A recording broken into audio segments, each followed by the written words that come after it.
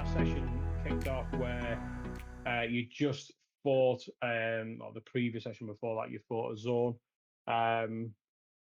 in what will look like to be a refinery, a room that was refining or breaking down the ore to extract gems. And then you went on a series of, or went through a series of rooms, sort of going room to room. There was a bit of uncertainty over whether or not you were going to stay on this level, whether or not you were going to head back. And I think the consensus at the time was really just to push on and sort of investigate this level a little bit more and use the time that you've got whilst you were down there. So you pushed on. You made your way through a couple of rooms that were designed for the preparation of what looked like a dwarven, or what would have been a dwarven religious sort of ceremony. So somewhere where like a priest would get would get ready. Also, a room where there was a cupboard for clothes and different things like that in there. And then you made your way back out into the large west to east hallway, where you spotted something that was off in the gloom in the distance, which turned out to be a group of Duragar. So these are dark dwarves who had used their enlarged capabilities to make themselves bigger, and also to look at a wall that was made of mithril. So where this series of chambers had been carved into the rock, the dwarves that had mined it had found this vein of mithril and had left it there almost like it was art to be viewed upon. There was also Zorn with them, and you got into combat with the everything pretty much being killed, less this one final Zorn. There was a sort of a pile-on of people trying to all get their attacks off, including Thalion, who came in with a thunder wave, damaging a couple of you, and then Tavis then with the fatal blow with the dagger through the eye. And that is where we pretty much left it. You guys had gone round the corner then to see what the Duragar were looking at, seeing that there was the wall of mithril, and you were left stunned and looking at it in quotation marks, or welcome. Right. So with that, if anyone's got anything they want to add or not add, and we'll make a start. Yeah, no, that's good. What you guys like to do? You open the map up, man. Oh, yeah, one sec.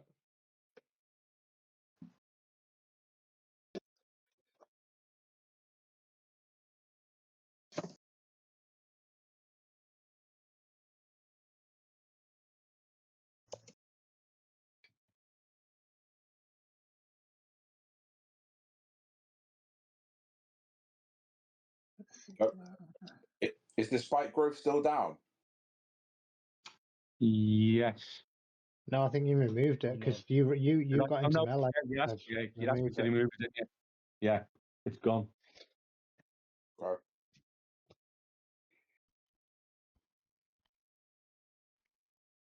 Right, so the mithril wall, is that in the where the torch currently is? I'll draw it for you now, mate.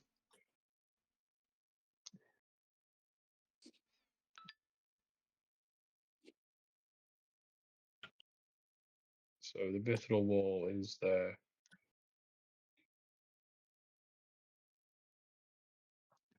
You see that? What's happening? Yeah.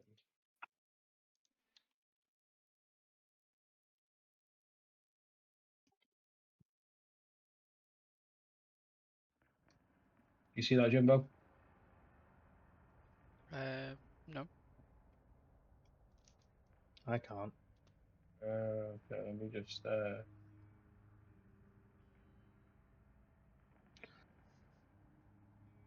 So it's the south wall where you are now. Oh right, you've coloured it in a really light colour, haven't you? That's why. But I did it in quite a mithril colour, to be honest. I thought Yeah. I was being clever there. Let me Yeah, just, it looks great. It's really hard to see. So I see. Yeah. Being thematic, Lynn. Enjoy it. Get out of here, Len.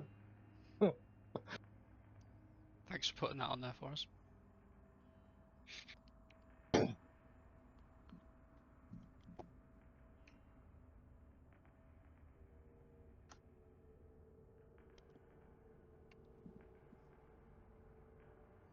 Guys, come check out this wall.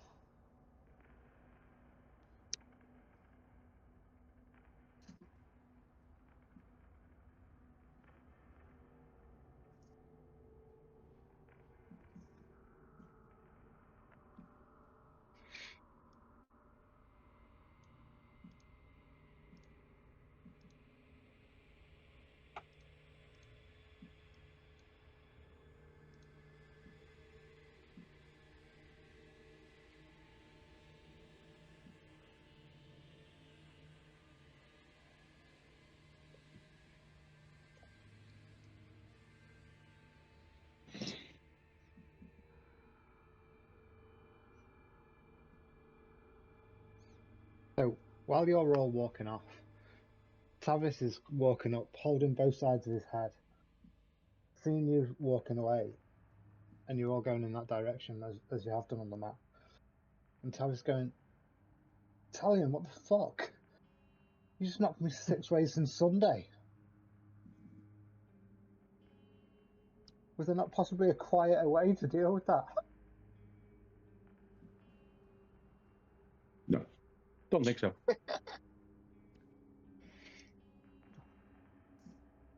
I don't suppose you happen to have any healing, do you? Because my bell's ringing from that.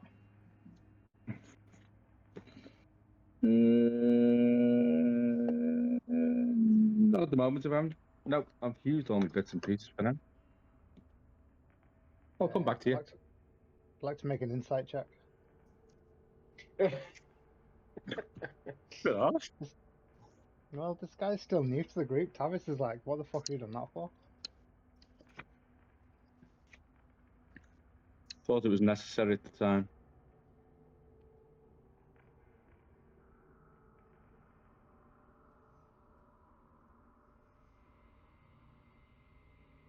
Are you? Well, I mean,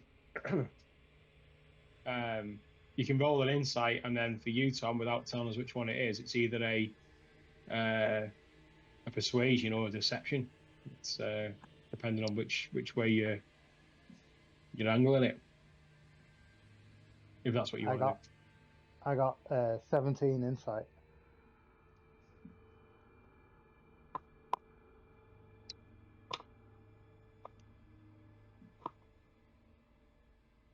I still can't help you.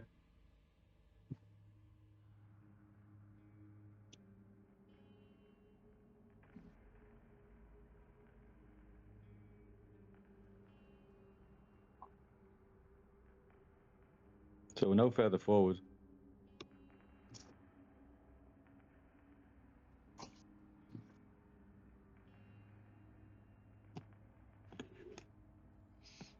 Taking a look at this wall. Do any of us know what it is?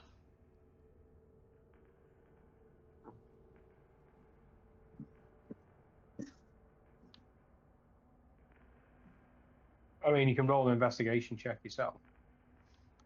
I've already told you what it is, so. Alright, okay. Um,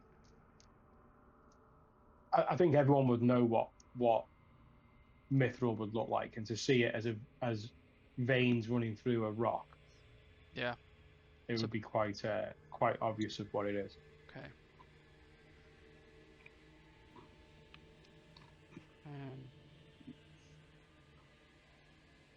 Guys, this vein of mithril is a pretty big deal. If we could get some of this mithril, this is the kind of thing that we could trade.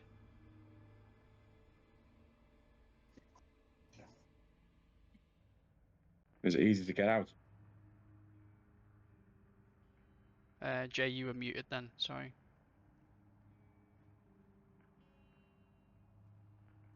You hear me now? Yeah. Yeah.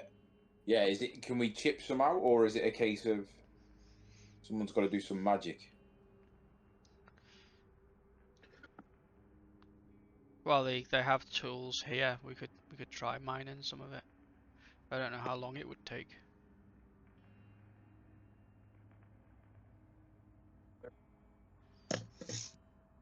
Got some jeweler's tools. I've got some smith tools and a crowbar.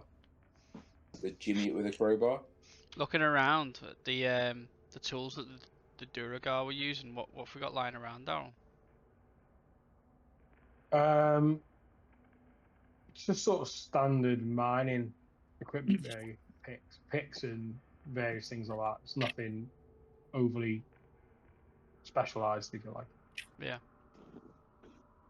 Can I pull my crowbar out and try and give it a go with that? Yep. You take your crowbar, and what you do is you know that mithril, for what it is extremely tough. I mean, armor of mithril is, a really expensive deal. So, and also you also know that you don't really want to be damaging the material too much. So rather than aiming for the metal itself, what you're aiming for is the rock, and you're just trying to prise and to try and just sort of chip away the rock. And you can sort of see that where the rock's been sort of roughly carved back, you can see that some of the veins are sort of protruding from the rock itself. So you're sort of getting in and just sort of prizing it, and you chip a bit away, and you chip another little bit, and I'd say that from where you are, to release the chunk that you've got will probably take you about 15 minutes of just chipping away to do it. Well, yeah. If obviously not knowing too much of it myself, but if I know it's obviously something that's worthwhile taking a wedge of it, I'll spend the time. Obviously, trying to be a bit more gentle with it and just digging it out. Yeah, so you're just sort of chipping away, and you're every now and again you're just knocking the crowbar in gently with the end of the pick, and you're just sort of working it out, and you manage to prise out a lump. Is it heavy? Like No, super light. lightweight? Yeah, super light. It's super light. It's almost like a quicksilver color. It's like a really bright, almost like chrome type silver to it. When it broke off, did it change in any way, or did it still looks exactly the same as when it was on there? So I don't feel like I've damaged it by doing it. Yeah, just roll a perception check. Yeah.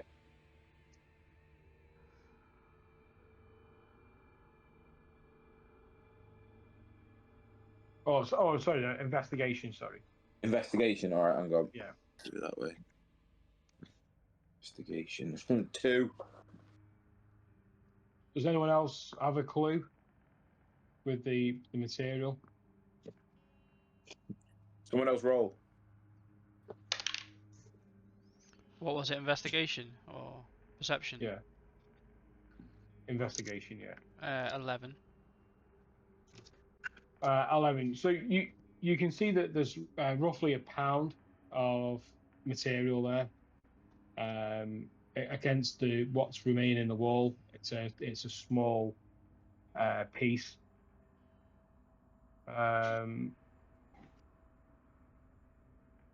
I'd say you'd know that. I'd say you'd know the price of it. I'd say that you would know that was probably worth about 50 gold.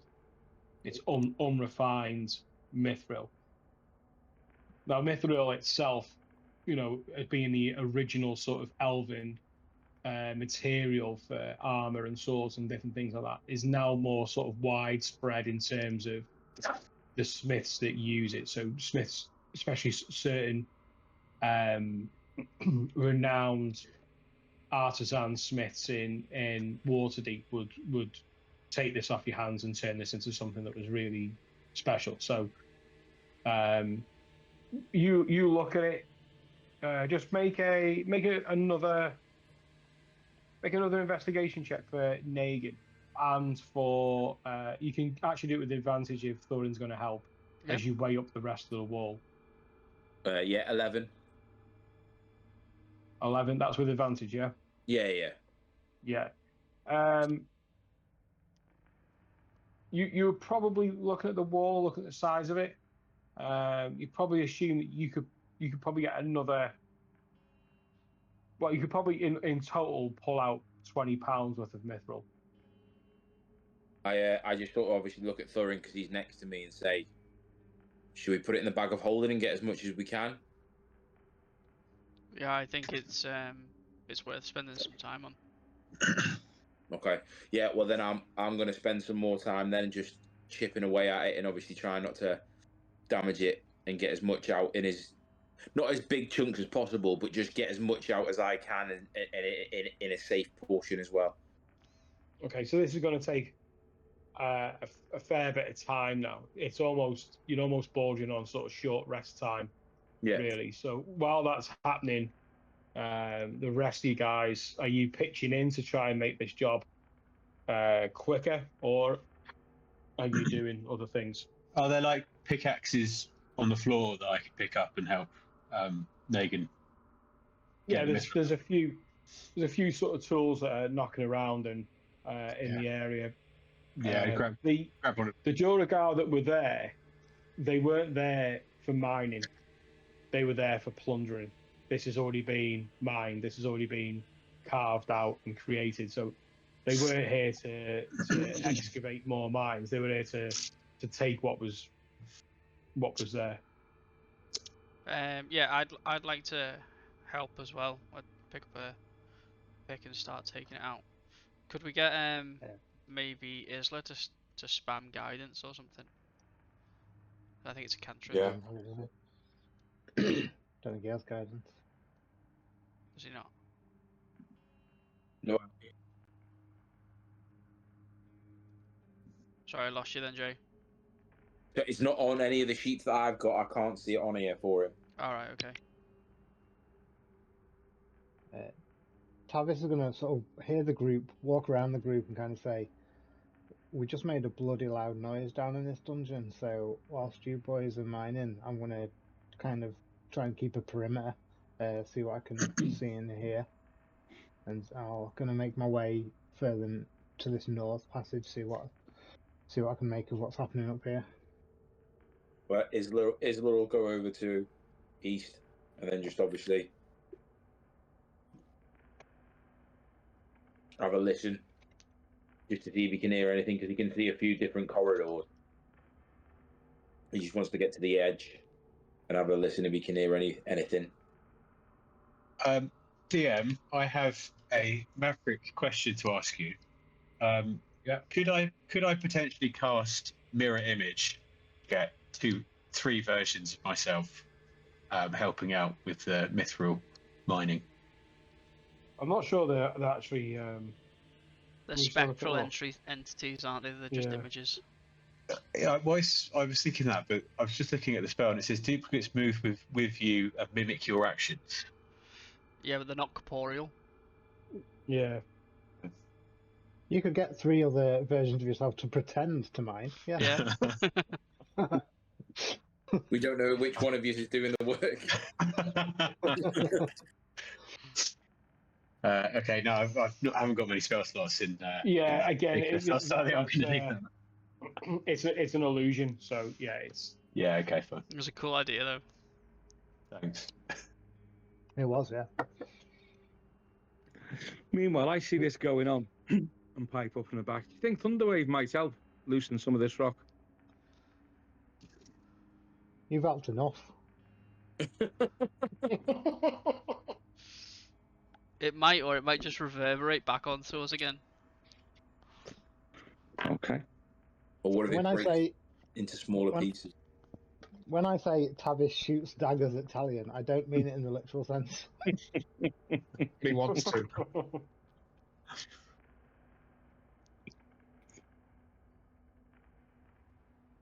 Okay. And Tavis mumbles to himself, walking off, trying to get up through this northern passage if he can. Calls himself a druid, can't even heal.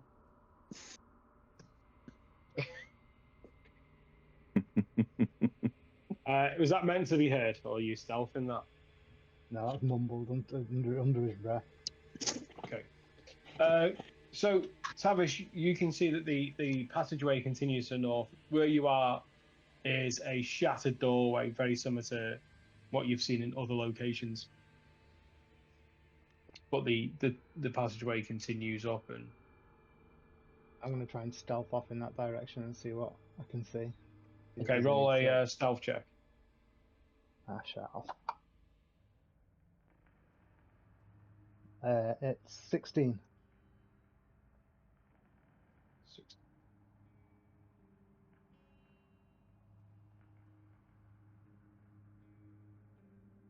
Okay. For Isla, just roll a perception check. Yeah. Yeah, he's good at that.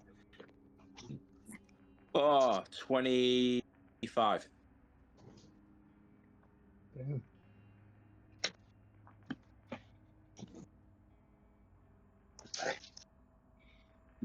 Okay, so what Isla can see is he can see that there are four stone pillars, and each one arcs over an arc. Oh, sorry, not arcs, arches over and arches over and arches over to form like a sort of top piece within this room, and then in the center,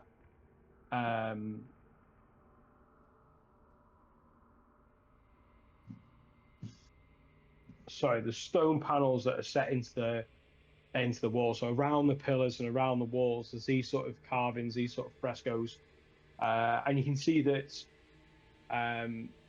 from one side to the other, as he looks around, he can see what looks like a progressive story.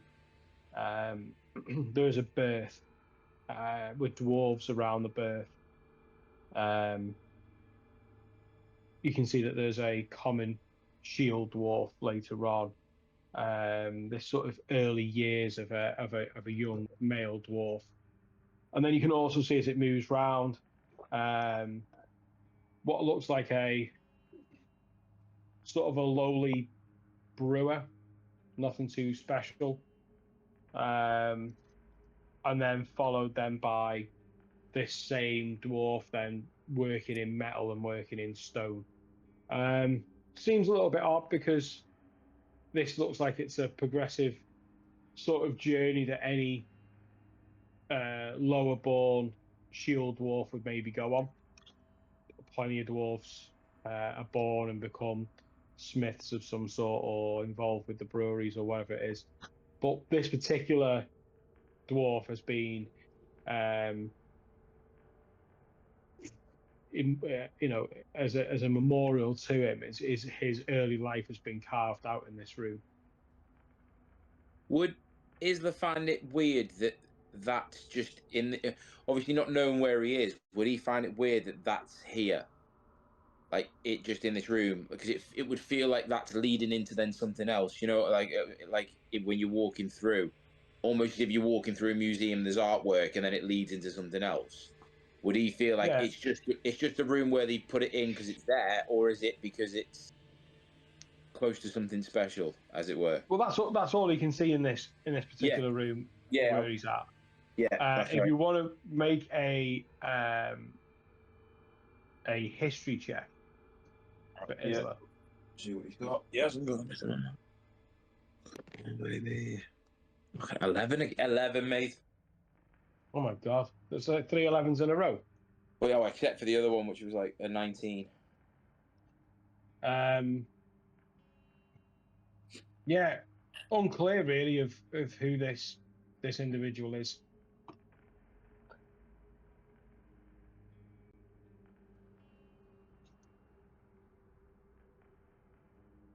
Sorry, mate, I couldn't hear you then. It doesn't look like Ulfgar. Yeah, I mean, it's a dwarf. They all look alike. Ulfgar, was a lot older than that. How this dwarf is being depicted. Yeah. Okay. All right. Well, he's just going to sort of peruse. He's just going to peruse around and just have a look around the pictures and stuff at the moment, and just stay within the confines of this bit. Does he hear anything coming from? Because I can see obviously there's obviously a tunnel either side of where I am. Make a perception check.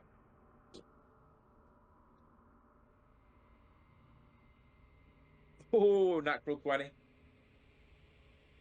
For 26.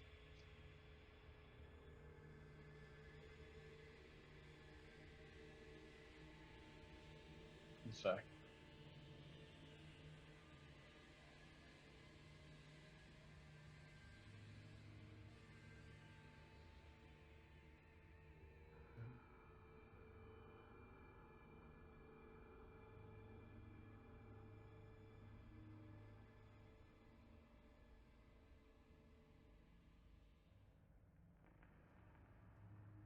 Okay, give me 1 sec.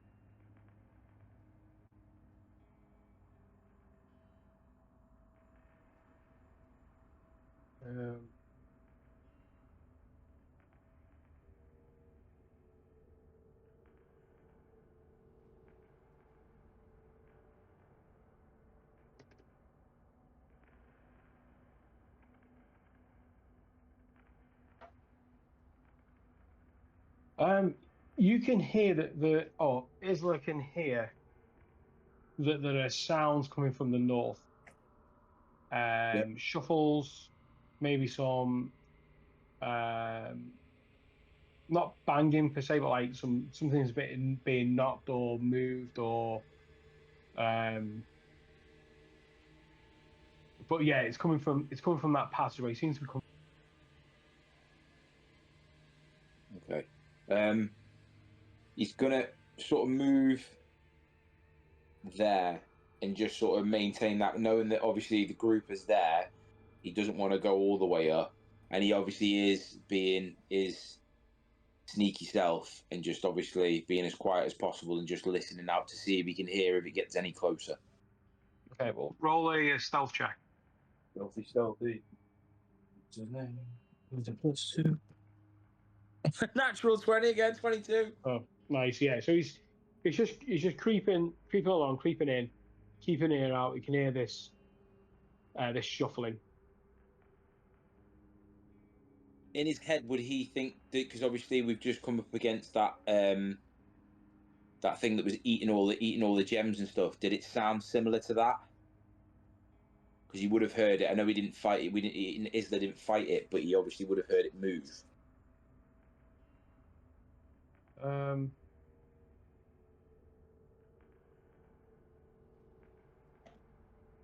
I'd say make a nature check then for Isla with advantage, means he's comparing it. Yeah. Oh, 16. No, doesn't sound like that. It doesn't sound like that. So okay, No. that's It sounds like there is footfalls. That's how it sounds.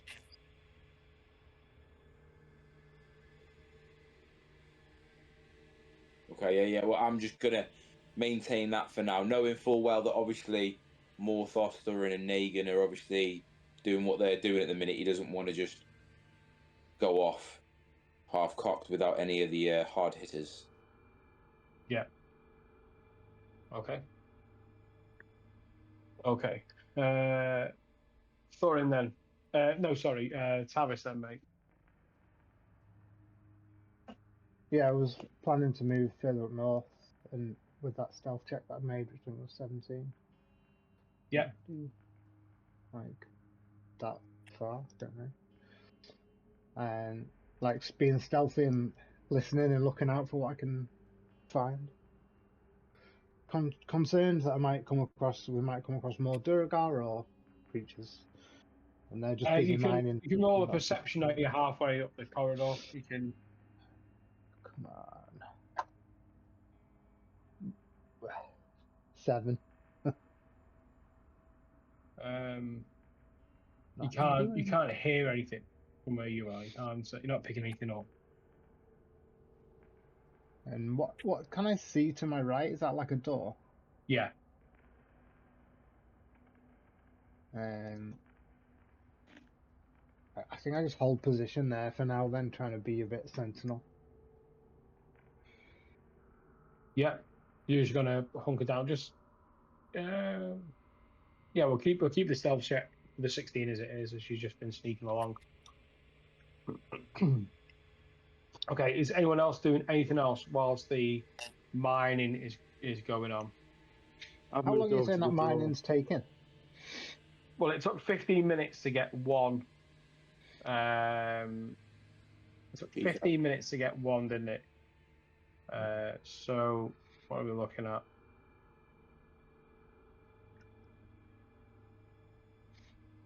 And it's probably getting looser in it. Let's be honest. Yeah, but I mean, like, to sort of do it all, really, you'd be there for a few hours if you wanted to get that much out. I think it'd be 5 hours in total to get £20 worth out. If that's another 15, 30 minutes, Tavis is going to get bored and try and open this door. But play that out with whoever doing whatever, because I've just jumped in there. So. Okay. So Thorin, Kaelin, Morphos, anything that you're valuing? I've moved up to the corridor where Tabs has gone up to. Okay. Yeah, I'd probably just keep watch, I suppose, because I don't think I'd be much help trying to swing axe or anything like that.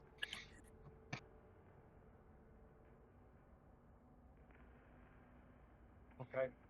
Maybe to the side. Negan's just going to say to Thorin, how much do you reckon more we should get out before we...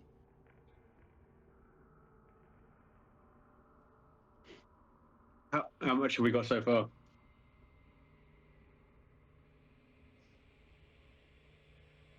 As a group, it just depends on how much time we want to commit to it. I mean, if you were there for half an hour, you've got up to £2 worth, haven't you? Yeah. You've already got one. You've already got a pound of it, so let's say another 15 minutes on from where you are.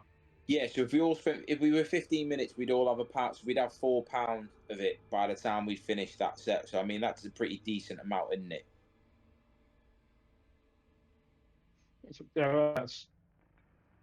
You've got there's a potential to get £20 out of it, which will take you 15. Sorry, 15. That will take you 5 hours. With two of you going at it, it will take 2.5 hours. If we get £4, that's like 200 gold anyway. So I feel like that's probably a decent amount. We put that in, just to be accurate on time, and obviously also we know that there's been things coming through here. We don't want to have our backs turned and then something else turns up, or other people in the group go off and problems happen. Yeah, I'd say probably spend a couple of hours on it. Try and get half of it. So you want it? So what are we saying, about £10 worth of it then? Yeah. Okay. In fact, if you're leaving Tavis to his own devices for 2 hours, he's not sticking around. Yeah, but he's also conscious that he's been saying to everyone to not go wandering off. But also not to make lots of noise. So feeling the dichotomy. But I think this vein's too good to not spend some time on. It's the first thing of really tradable value that we've found. We're probably not going to stumble across this kind of thing again for a little while, are we? So it's probably worth sticking out for a bit longer, I'd say. And we can put it in the bag of holding as well, can't we? Yeah. Yeah.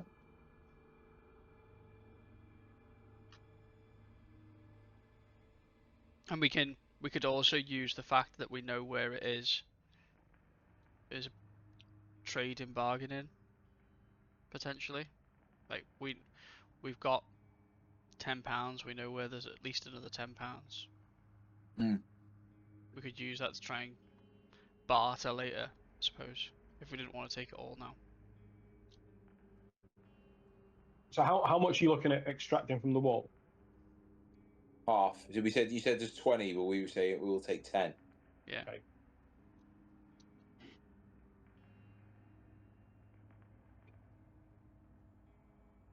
Okay, so you're going to be there for a little over an hour. No, hang on. It's long, isn't it? No, fine. We'll stay with it now. There's 3 of us at it. Going hammer and tongs, mate. Hammer and tongs.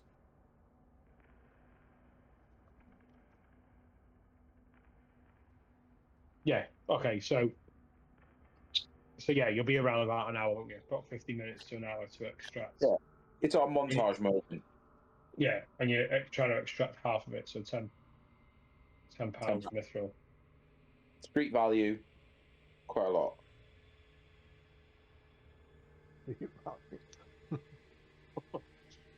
Right. Okay. Then. So while that's going on, 3 of you are busy working on that. Italian, you are just moving up towards where Tavis is, and Isla has also crept off and is also heading north down another passageway.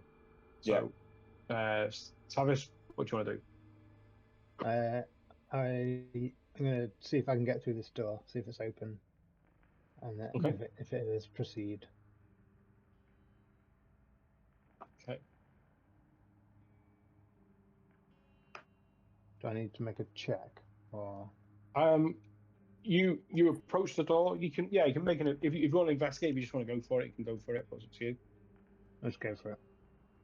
Okay. The door isn't locked. Right. For some reason, I can't move Travis through it. All right. Yeah, Now I wasn't can. open. And you head inside. What you can see is a series of like toy mules, wooden donkeys. You can see that the body of the donkey has been made out of a barrel. They've got bits of wood that have been attached for the legs, a head that's been made out of. I mean, it's not like sort of scrap and everyone's different. They've all been made the same, but it's a bit. It reminds you kind of like the dummies that you use for sparring, the ones that you stick armor on and attack with. It looks very much like that. There's you can see that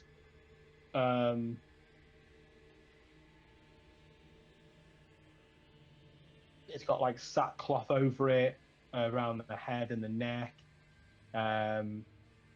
There's also a tail which has been made from a straw broom, and that's been nailed on at the back. I found 5 eels. Yeah.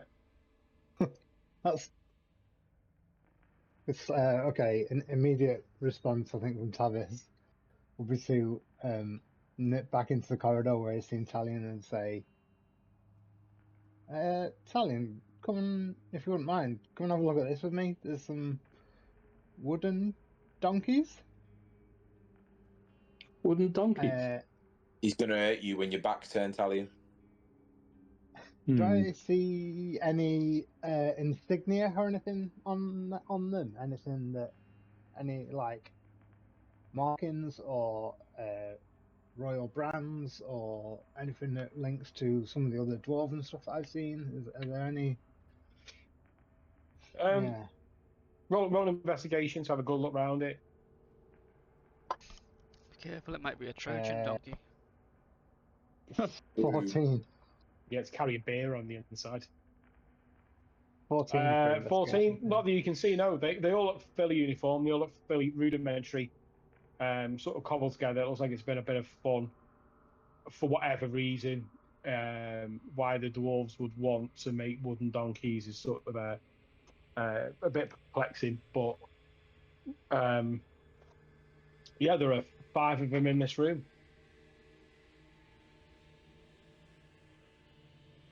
Um, whilst I wait to see if Talion comes to join me, I'm gonna subtly cast my invisible mage hand and stroke one of the donkey's mane with my mage hand. Yeah, you cast mage hands. Very much Dumb and Dumber. Pretty bird. His mage hand goes over and like sort of stroking the cloth on its back where the mane would be, and nothing happens. It's just a wooden donkey.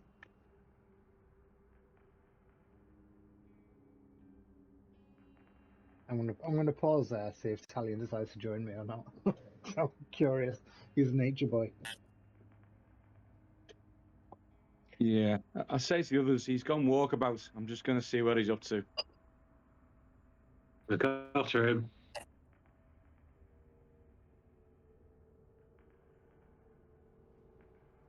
Yeah, so Thalion just is just approaching. He's following down the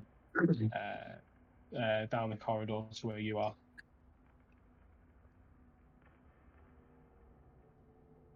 Okay, one last thing. I remember back in Waterdeep a time where we needed quick form of transport, and Thorin cast a spell to provide us with magical steeds that we were able to like take passage on. Is there anything of this around? Anything that reminds me of that from what I'm seeing here?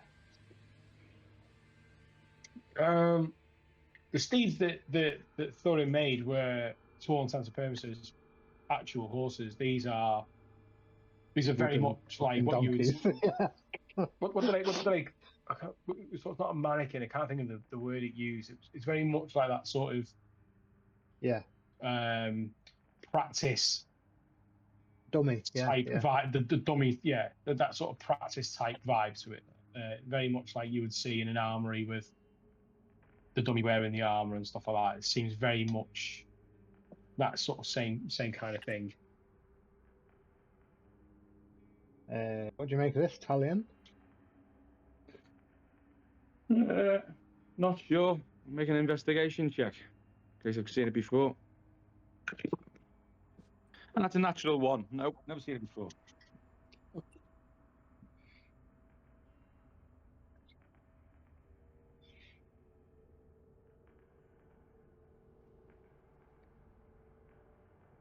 You're a man of the wilds. You must have ridden many a horse.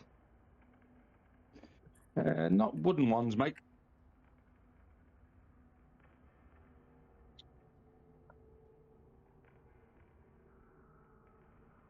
Do they look like they move, Darrell? Do they look like they're on like wheels or pulleys or anything? No, they've got sort of like pegs, peg legs. They've been sort of joined into the barrel.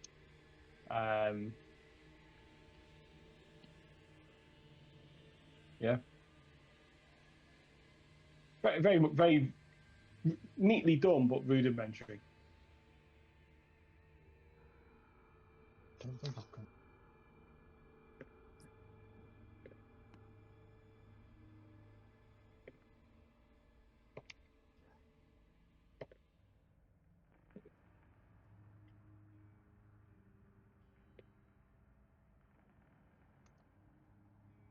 And in this room, then the only other thing is a door further to the east. Yeah.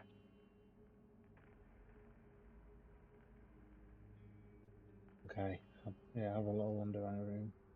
Nothing else in there that I can see in the room.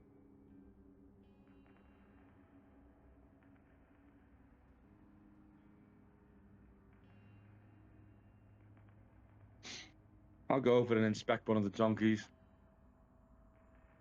Yeah, roll investigation. Okay, that's not got much better. 8. It's a wooden.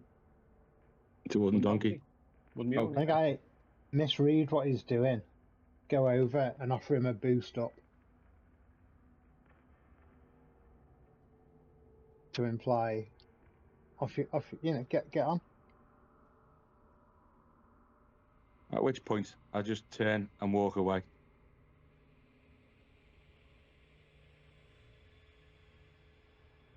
Fucking hell.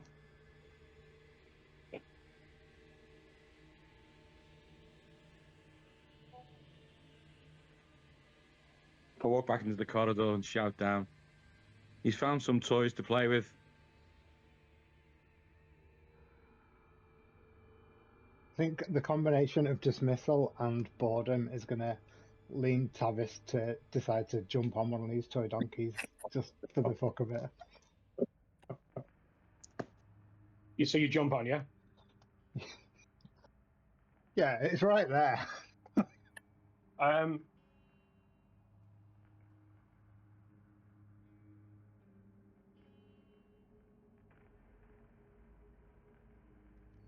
What kind of toy is Talion? Good question. It's a good question. I've got a clue. I've never come across these before. But they just look like wooden toys, wooden donkeys. And the idiot's gone and jumped on one. He's jumped on one of the wooden toys. Yes. He's obviously bored. Which end of it?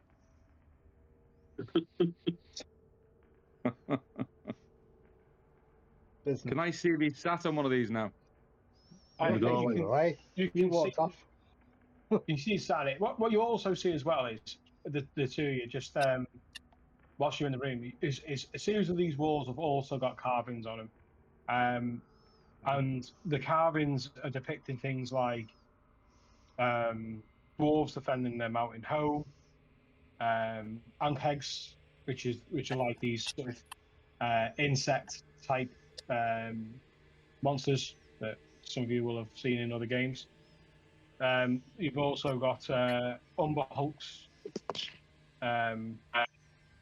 other burrowing monsters as well. So things like purple worms and things like that. You can see that there's all these sort of dotted frescoes about. Tavis, you walk up. The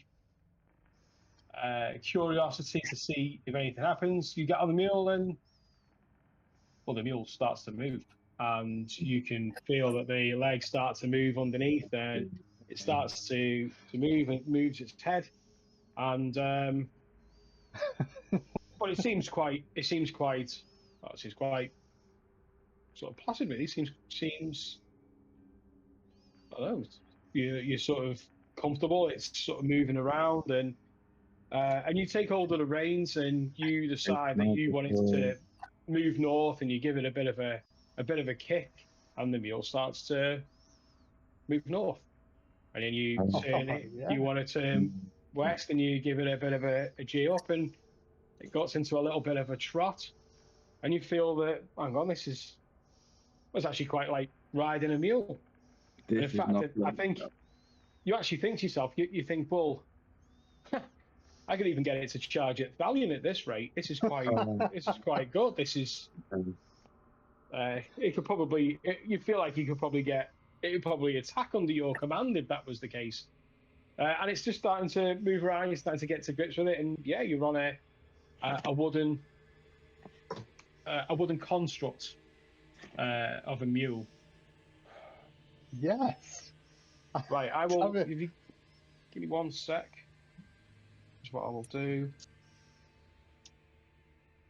Is I will put in the stat block for a mule in the group. It has the stats of a mule. Nice. However, it's got a few changes. So the mule is a construct with blind sight. Oh, hello. Which is blind sight to 30 feet. Without a rider on it, so getting off the mule, you find that the mule just becomes a wooden mule, just an inanimate wooden mule.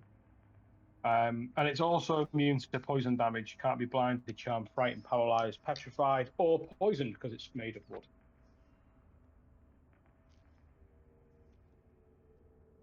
Travis got himself a new animal.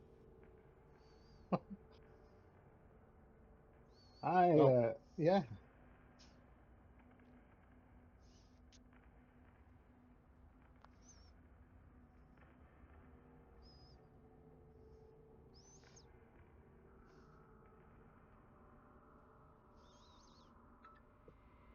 You should have that now.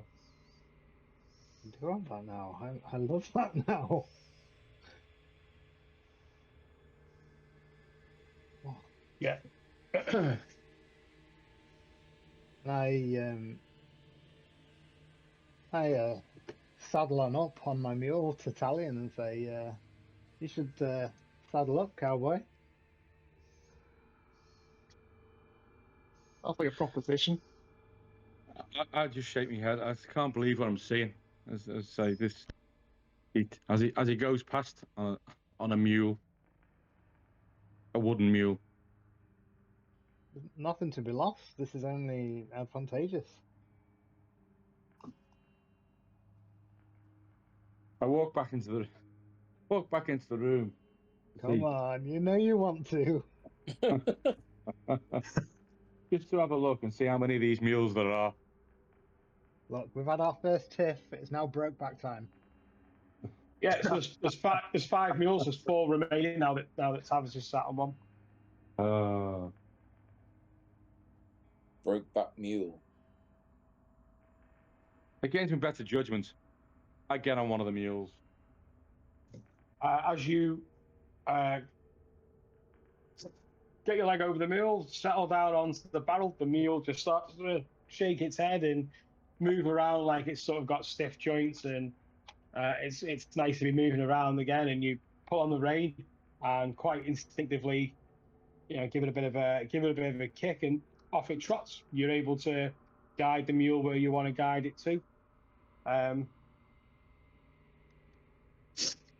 Yeah, it's so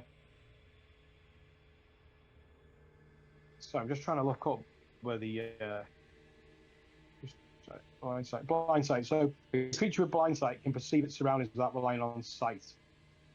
Within a specific radius, creatures without eyes, such as oozes, and creatures with echolocation or heightened senses, such as bats, true dragons, have this sense. So it doesn't need light to be able to see where it's going. Okay. Within 30 feet. So it's got right.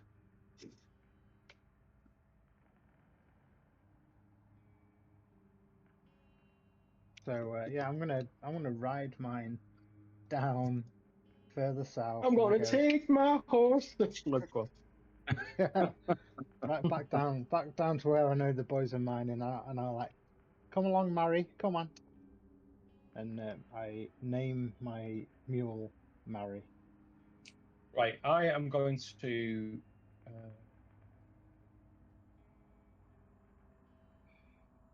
Can I give you the mule?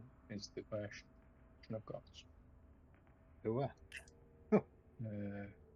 Take me dinner first.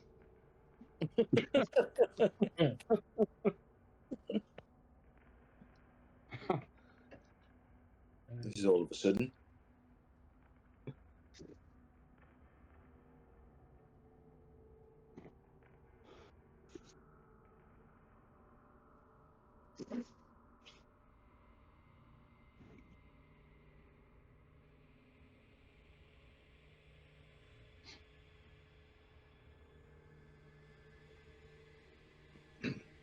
Doesn't look like it can, really. It doesn't like it can at all. I was hoping I might be able to set it to you, so. We'll just keep it in mind, shall we?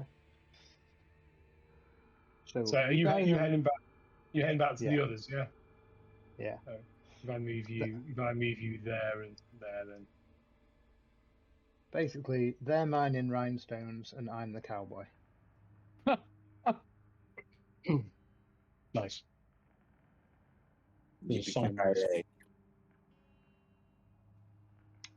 I see him go off and decide to follow him. Okay. So if you move, I'll move your.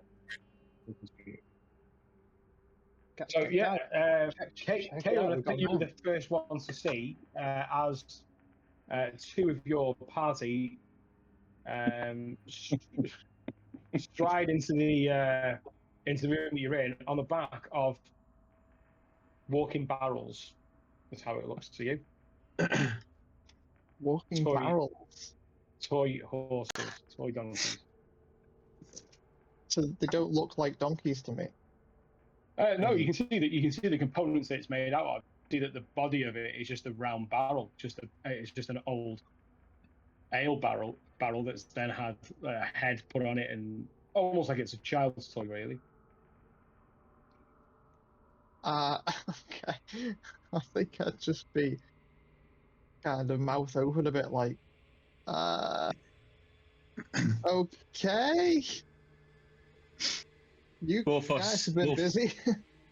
Morphos hears this, turns around and says, "Stop horsing around, boys." Oh. Good. Nay.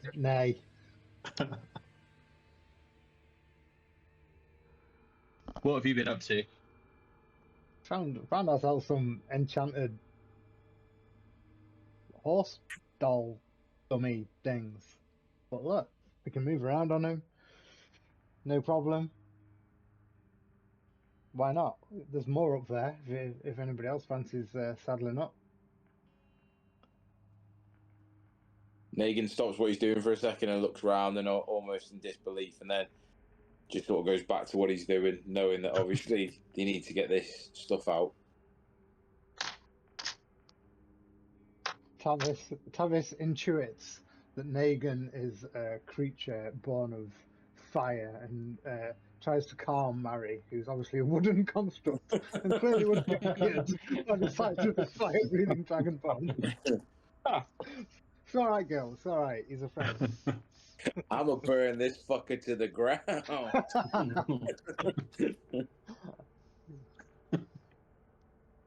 And then Tavis starts to sort of reflect on the revelry and think, perhaps we should check out what was beyond these magically enchanted horses and not just worry immediately about the fact that we've got them.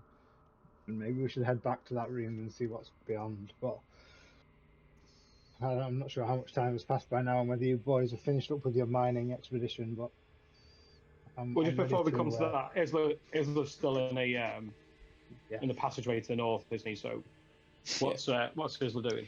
I think from hearing the noise and feeling that he can get a little bit further up, I think he is just going to sort of sneakily go to the top of there, just to see if the noise gets any louder, or if he can see anything else that obviously would make him think, I need to tell the boys about this.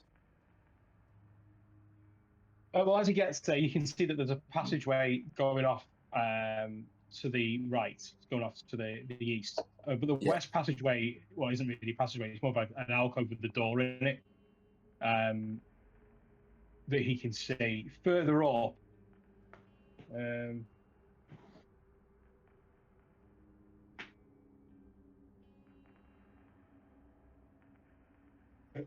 what did we say?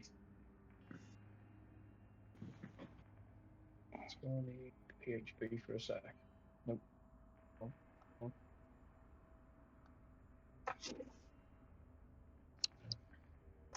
Oops. Sorry, I just want to check something out quick. Yeah.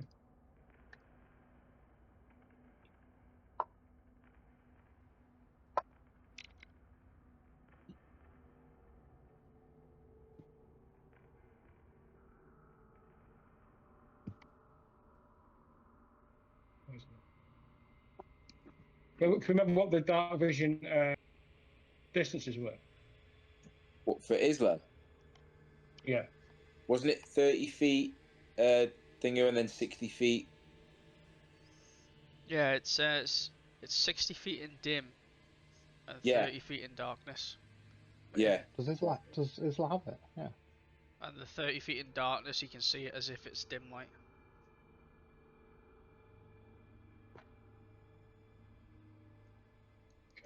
Okay.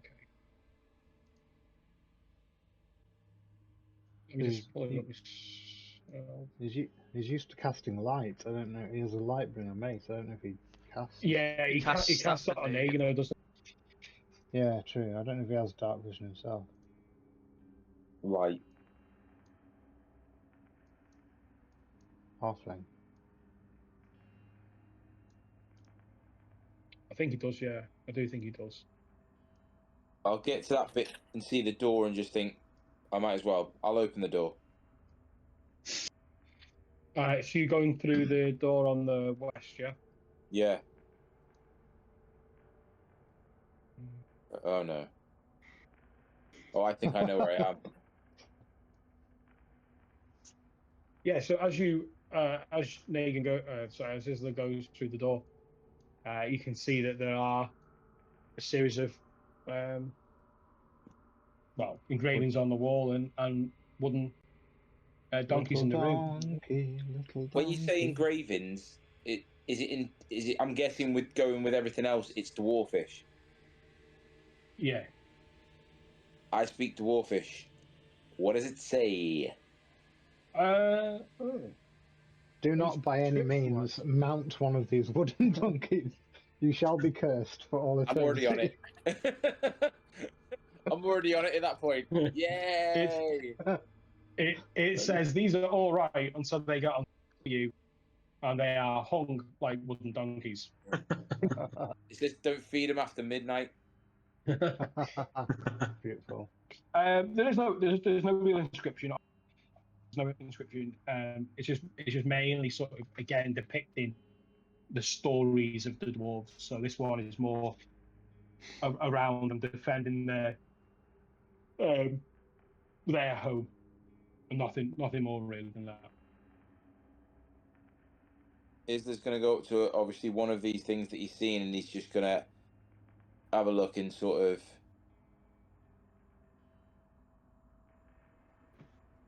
try and suss it out, but obviously realizes it's a boy.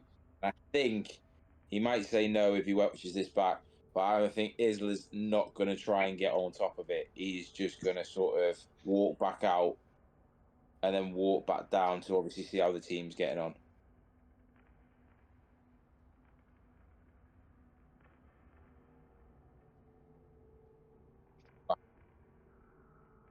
And then as he does, hang on. How much attention were you paying to the carvings? Was he going around or just glancing at them? What you said, the writing in the room? Yeah. So yeah. Yeah, he was looking at it just to see if it said anything, sort of to give him an inkling of what all the pictures are about that he's seen, obviously in the room with the things in the middle. But other than that, he wasn't sort of. But now he's walked back into a room where he's seen two of the team on the donkeys that he's just seen in the room.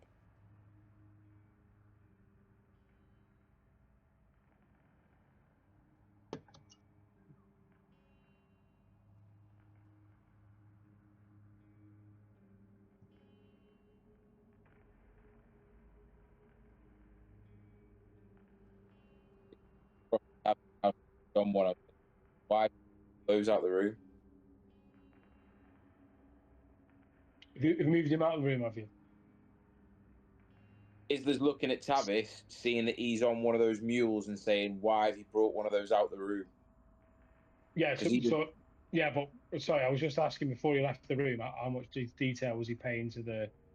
Yeah, he was obviously he can read dwarfish, so he was reading it as he was looking, but then obviously if it was like,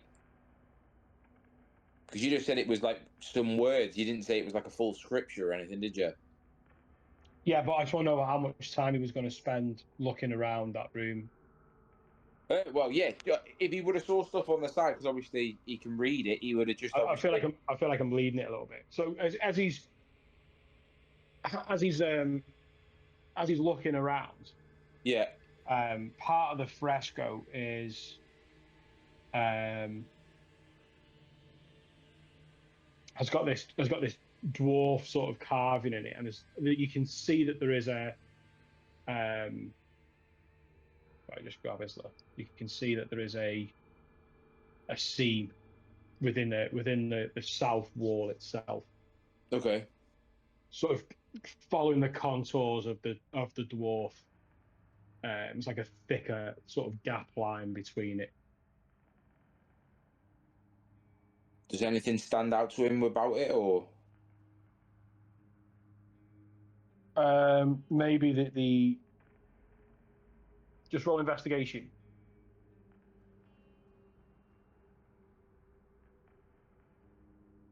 Nothing. 5.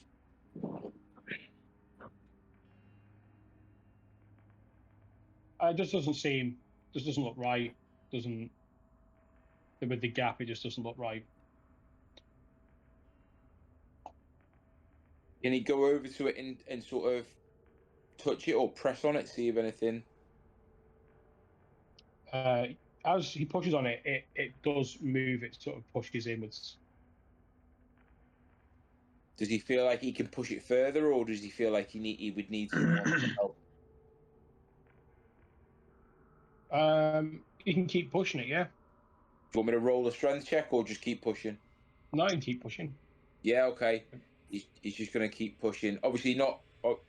He's doing it gently because he doesn't want anything to like break or anything, or it to be a trap. You can see that this was a secret door that opens up under the weight of Isla pushing against it, leading into a room beyond it. Fucking sweet. Okay.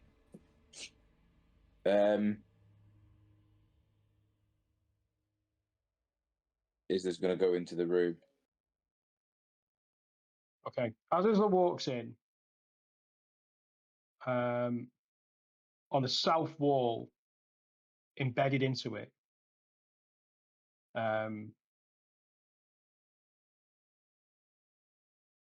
he can see that there is an arch carved into that stone of the south wall. You can see that around it is images of beholders, flumps, sturges.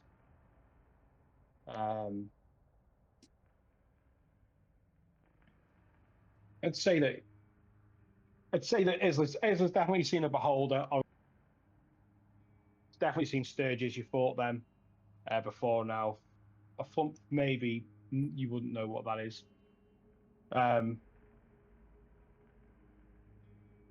You can see another one of Hallister's gates.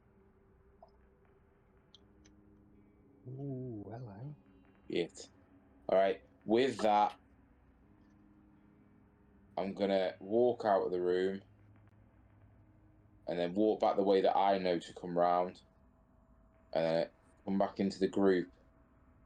And I'm just going to say, everyone, I was just in a room that I think obviously Tavis and Talion have been in because they've got the same things.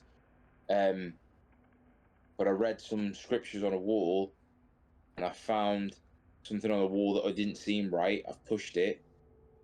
And I think you all need to come and have a look at this. Negan, how long have you got until you're finished? How long do we reckon we've got now? I think to do all that, you've probably been at it for, let's say, 40 minutes. Probably got another 20 minutes. 20 minutes. Okay. Maybe even half an hour. All right. I think we should stop for a minute and just go and have a look at this and sort of tell. Obviously, Thurin and Morthoth are in earshot as well, anyway, and just sort of lead the party and just say, just follow me and come and have a look at this. So then I'm gonna walk around this way, still not knowing that you can get round that way. In the fact that everyone to follow me.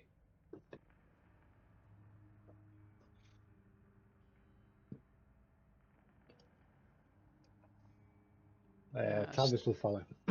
Yeah, stop mining and follow.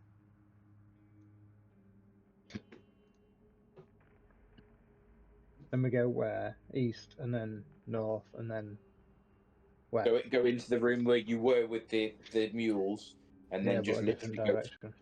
go south. Yeah. Tavis is going to have to roll a stealth check to be there. He's on the wooden horse. Cool. Are you still on the horse here? Yes, I'm staying on my horse. Yeah. Okay. Stealth. Does that Stealth check would be the mule's stealth, not yours. Wonderful. Cowboy baby? They're basically the same because I've got +9 and it's got 0. So actually, I rolled an 18, so I might be all right. Yeah, you can hear the shifting and everything else in the room to the north, or coming from the north, I should say. But they don't seem to be picking up on you, whoever it is. I can hear shifting to the north. Yeah, it's just the same sounds that Isla could hear.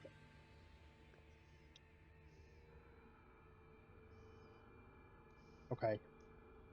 But I was planning to head straight west to follow where Negan had gone, right? Sorry, not Negan. Isla had gone. Isla had gone west. It's the other way. Yeah, he's got to the way. left. Okay. Yeah, that's what I was doing. I was just following him, so I think that's fine. Yeah, I tried to make sure we did the stealth check, mate, because of the presence in the north. Where? Yeah. Yeah, that's fine. Yeah.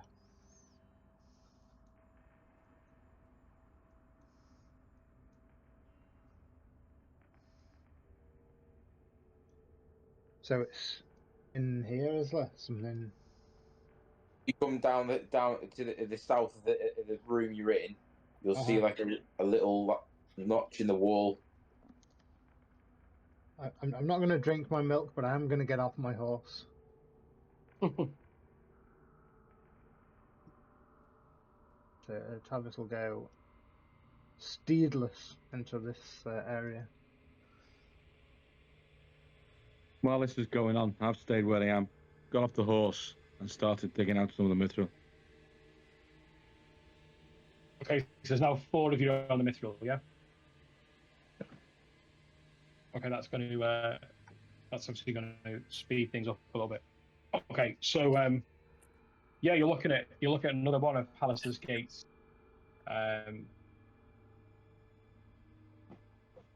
Is this going to say to Thurin, what do you reckon the key is for this one, man? So this arch, it reminds me of the one where we spoke to Hallister. Is that correct? Remind me. We ended up going in and speaking to Hallister, who sat on a throne. Oh, when I went in, when I went, Tavis went in, yeah. Was that an archway like this? No, that was a mirror. I think it was a mirror, yeah. All right, okay. So this is like the archway was like whatever you saw above the archway, because it was like a rust monster, and we presented it with steel, and that opened the thing. Yeah, but this one's got beholders on it, fluffers.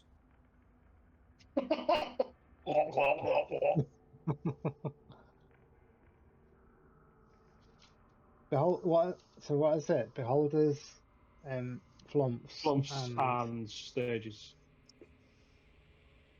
What? So Nicholas Sturges.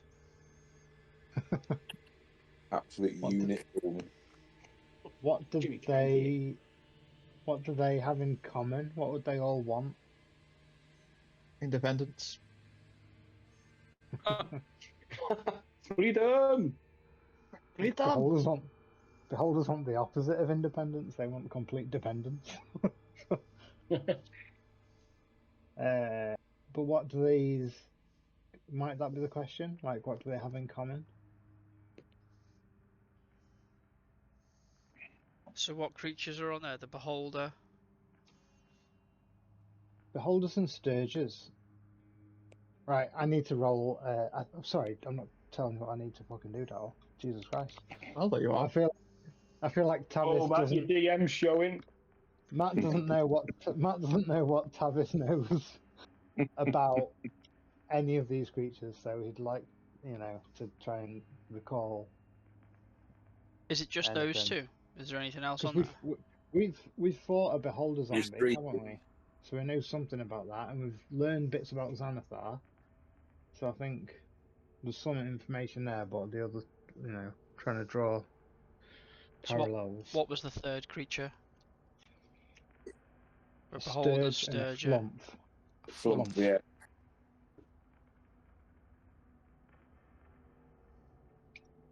Negan sort of looks over and says, "What about the stuff we've just been digging out the wall? What if we put that up against it just to see if?"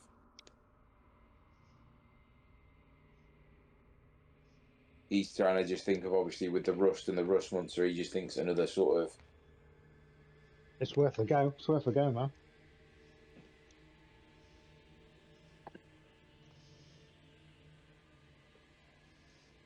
What's a flump? Does anybody know?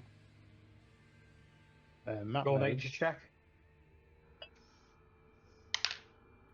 I rolled a 2.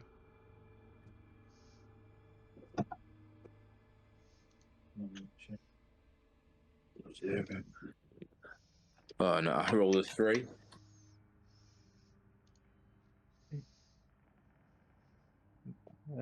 We all roll in nature. Mine was 21. Oh wow! 21. So, once you would come into contact with in the Underdark, predominantly, these are, imagine like when they do like really, really, really like deep sea dive and you come across these fish that are just like weird with lights on and stuff like that. Just imagine that sort of thing. It's like a flying saucer shape with these multiple, almost like a jellyfish, if you can imagine that sort of jellyfish sort of plate shape. It has these multiple sort of tendril arms of like neon blue with like little it's like little fingers on the end of them. They have like about 30 of them, and then they have these two long stalks with eyes on the top, and their body has like a slight slit where you can see there'd be a mouth, and these would just float along in the Underdark. Just imagine like a jellyfish that's just in free air floating through the Underdark.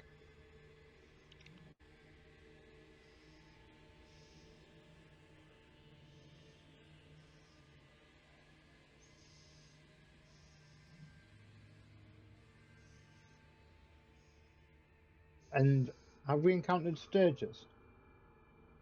Negan and Thorin definitely have. I think you came across them on level 1. Negan went off. Thorin went off, I think. The bat things. Yeah. Oh yeah, the ones that Oh. sucked off Alright. Morphos. Aye, So aye. they all Right off. they all fly. Absolutely. That was a Yeah. good day. It's a good day. Marvelous day. Maybe that's something to do. Maybe because they all fly. Morphos' birthday. They all fly. Well, hold on. Yeah. Who else can I mean, fly? Genie Boy.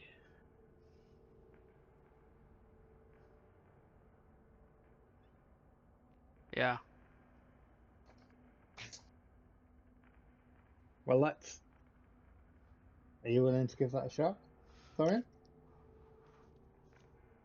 Well, last time we had to touch something to it, so would something happening in front of it trigger it, do you think?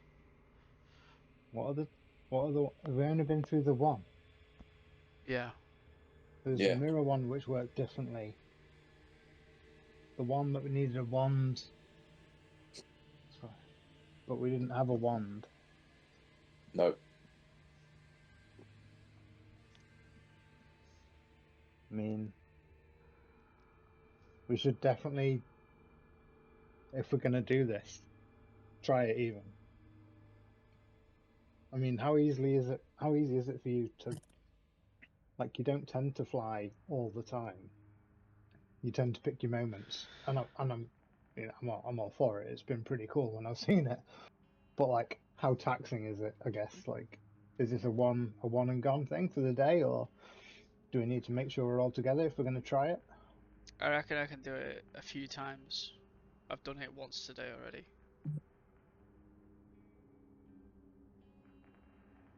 Should we? I mean, we don't know where it'll lead. We know we're here to try and get this super powerful item from deep down in this dungeon for this black staff. We kind of have just agreed to pillage this level, which we know to be 6, the lost level, for what it's worth.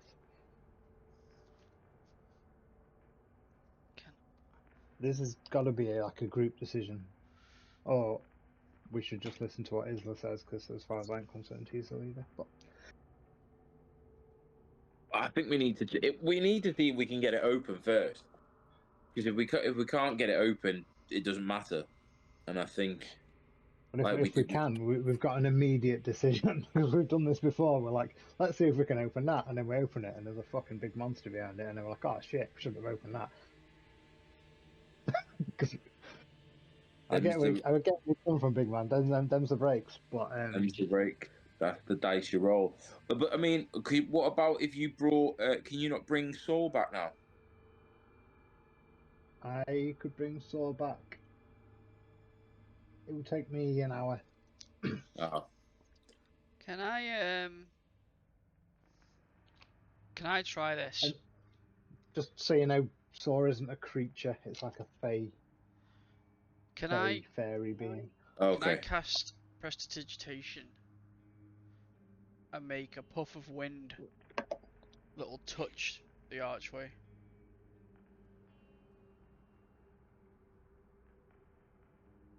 Yep. Yeah, you conjure a feeling of the air moving, of the current, and you follow it towards the door, the gate. Nothing. Okay. What? I just fifth element in my head here. Cobber my man. Man's not working, man. Is there anything written, or is it all just images? Just says multipass. Just images. Multipass. Multipass. You know. Inspired by Thorin, I am going to cast a minor illusion of a mini beholder zombie that looks like. Wait, did we fight a beholder zombie, or did we fight an elder brain? No, we fought an elder brain as well, and two. Either way, in front of this gate, close to it, as close as I can, I'm going to cast a minor illusion of this, beholder zombie thing. Yeah, of course we fought one. In front of it, sort of bobbing around.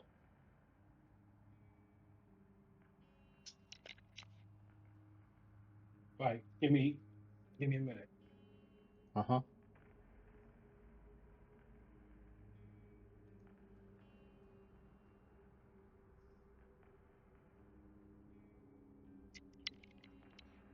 I'd say that nothing happens. Cool. Roll an insight check.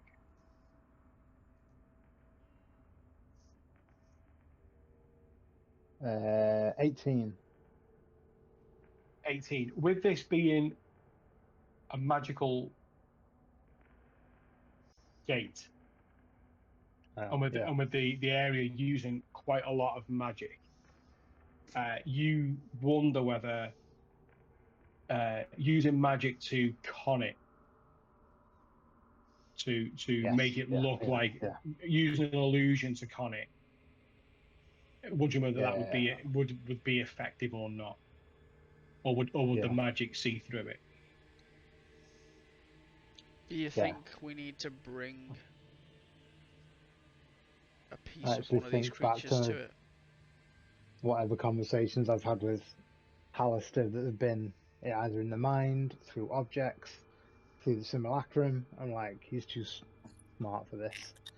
But I don't. That doesn't mean that your first thought, Thorin, isn't accurate. You can fly. If you fly, it might work. But we should rally up, all of us, if this is something we're gonna, because we don't know what might happen. The other gate you had to walk through. This one might swallow us. I don't know. This guy plays games. That's his job. But we know the other one was time, so we know if it does open, we've only got a short space of time. So yeah, I think we're right to have everyone sort of on point, ready to go if it does. Every man and their horse. Mules, mules, and mules. Should they want one? I'm just saying. I don't. I don't really want to leave Mary behind now that we've become acquainted. Marry. Yeah, I gave it a name. That's what you do when you have an animal. Okay. You never had a pet? No. Oh, I mean, help yourself. I go and get Talion. And let him know what's going on. You're gonna need consent for it. That's not the kind of pet that I meant.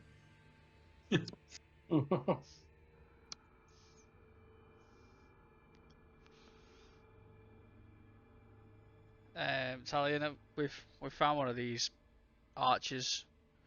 I reckon it probably goes somewhere else. We're just trying to figure it out. We think if I cast fly in front of it, it might open. Do we all need to be there? Well, to be honest, I'm not very keen on going through it right now. So I don't know whether we should even try, but I think if we're not all together when we do try and something happens, that could be bad. I'd hate for you to be left here on your own. Okay. So I mount up back onto my wooden horse and I'll follow you. Okay. Yeehaw.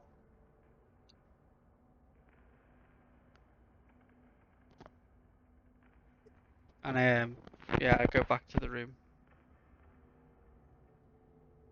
Let Caitlin know as well as we're going through. Okay, I'm just in the room, just slightly north.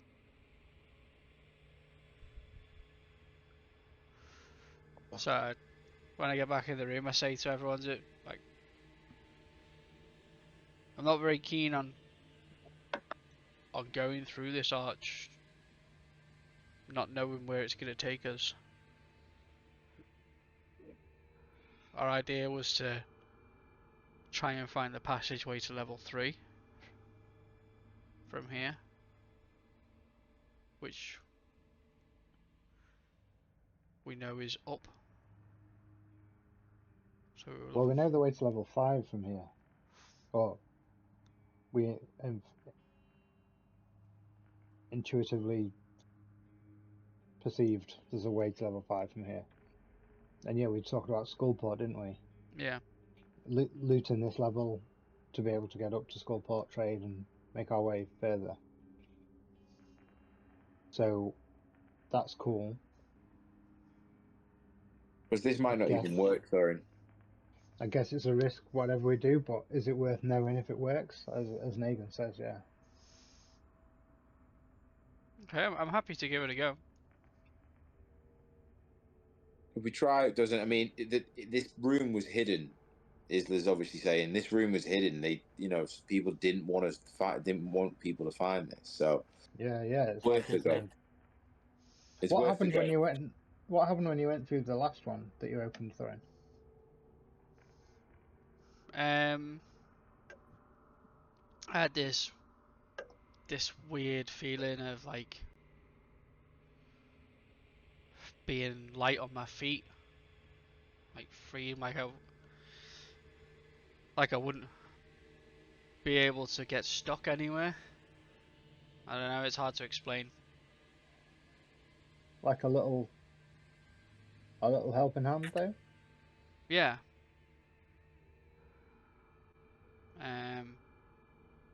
Okay. But yeah, it's I hard to think explain. I think we try and gain information, see if this works, see if our intuition is right. If it doesn't cost you too much, and then we can potentially carry on trying to plunder level 6 and head to Skullport and trade. But I would also say, like, our new man, Kalen, has been quite accurate in his assessments of our abilities. Because there was a time when we stood around having fought one Zorn, thinking, that was tough. We were in trouble. And then, not too long after, we fought 5 Durgar and 2 Zorn, and just easily laid waste to them. So Yeah, in the right settings, we are troublesome. formidable. And now we have these steeds. Like, But again, as Kalen learned, some things can come at you, and they come at you pretty friggin' hard, and all of a sudden you're backed into a corner. I think all we got to do, Thorin, is if you try it, this might not even work. If it doesn't open the door up, we just carry on what we were going to do. I've heard noises around where we are at the minute anyway, so there could be something else that we need to worry about also. But I think if we try it and it opens it up, Yeah. At least we know now if we come against any more of these gateway things that we've got a little bit more of a what we think we could get to open them as well, because we worked out the rust one quite quickly. If this one is flying, then hopefully it's a lot more. I mean, yeah, something else I could also do, if we wanted to, is I could try casting augury with the idea of will casting fly in front of this archway be successful, and I'll get a vibe of whether it's going to happen or whether it's going to be a failure. How long do you fly for if you fly? Fly for an hour. So I missed that. Fly for an hour. An hour? I think it is, yeah. Oh, okay. If you're going to cast Oh fly... no, 10 minutes, sorry. Hey. Okay, yeah. Well, let's see. Go for it. So I could cast fly, or we could spend... how long does it take to cast a ritual? 10 minutes.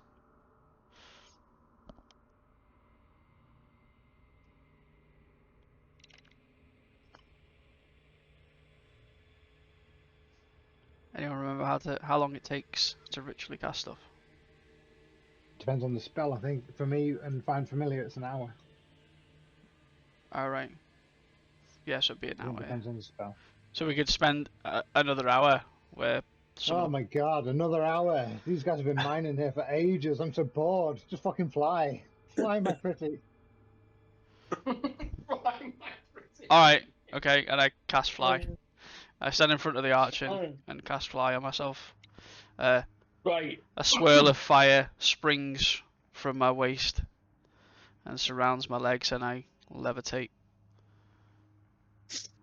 a foot off the ground. That is the key word. And as you lift off and as your legs disappear in this swirl of what looks like rock and fire and molten, very reminiscent of Negan's hammer, as this swirl of tornado energy beneath you. You rise up in front of the mirror. The wall, sorry, the gate, the wall behind the gate becomes clouded and swirls and begins to move and open up, and you can see that beyond is another room. Oh, fucking did it, yo. Right. What's it look like beyond? Can we all see? Yeah. You guys, you're gonna have to bear with because I've got to find the chapter.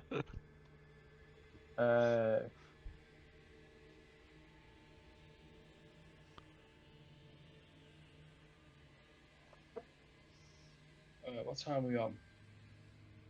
Does anyone want a brew or anything? Does anyone want to get drinks whilst I try and suss out where the fuck you guys are going? Okay. Sure. That's fair. Do we want? Is it worth taking 5 Daryl for us to decide if we're even going to go through before you? I'm happy to. I'm happy for you to decide that. So what you've got is you've got a minute, and this is no different to what you had on the last gate. You've got a minute before that gate is closing, and then you would have to redo the levitate to then open it back up again. What I would like, if you are committing to going through, is a marching order, and that also would also include if you're taking any of these donkeys with you. By donkeys, We've got to I go don't through mean it, surely. I don't mean your fellow companions. I mean the wooden ones. You say, yeah, but you're saying we've got a minute for the door, but are you saying you're giving us 5 minutes to obviously discuss this, or are you? I'm saying you've got a fair bit to discuss. I've got a fair bit to read, because this is going to be a jump again. So, like I said, there's no stabilizers here. There's no I'm not playing a video game. If it opens, it opens. Matt, do you reckon you can just message Mucci? I don't know if he'd answer back, but you just tell him that we've got a doorway, and what would he say? Would he say yes or no? Just all we want to know. I'm not going to do that, Jay. I don't think now's the time. Not at the moment. Okay. All right. So, Yeah. so I'm just gonna go with a flip of a coin then for it then. For what Mucci would say. I'll tell you, Matt is super tempted to run through that gateway. Matt is, and my thoughts on it was how I would try and do it was maybe roll like a percentile or something. Realistically, I don't think Tavis would. I think Tavis is a bit too cautious. Things are crazy. So I think, as I said, that's Matt wants to because the player wants to push the big red button. Tavis, in character, I don't think Tavis would. And then whatever the rest of you guys think. And I don't even know how we'd decide as a party whether we'd put it to a vote or what. But the thing is, from the last, I guess actually one thing Tavis would say from the last gate was, if we went through it, could we just come back? Like, it's not a commitment. It's not like a one-way thing, right? So presumably we'd have to do the levitate thing again. So open it again, would we? from the other side, but it's a minute. I can go in and out of a door in a minute. Even 6 of us can. 7, 6, 7, Yeah. 7. Unless you go in and die, in which case you not coming back. Yeah. But the last door Thorin went through, he said he got like a little bit of a boost from going through it. Like he felt like a bit extra True. spry or whatever. Yeah, I had a weird feeling.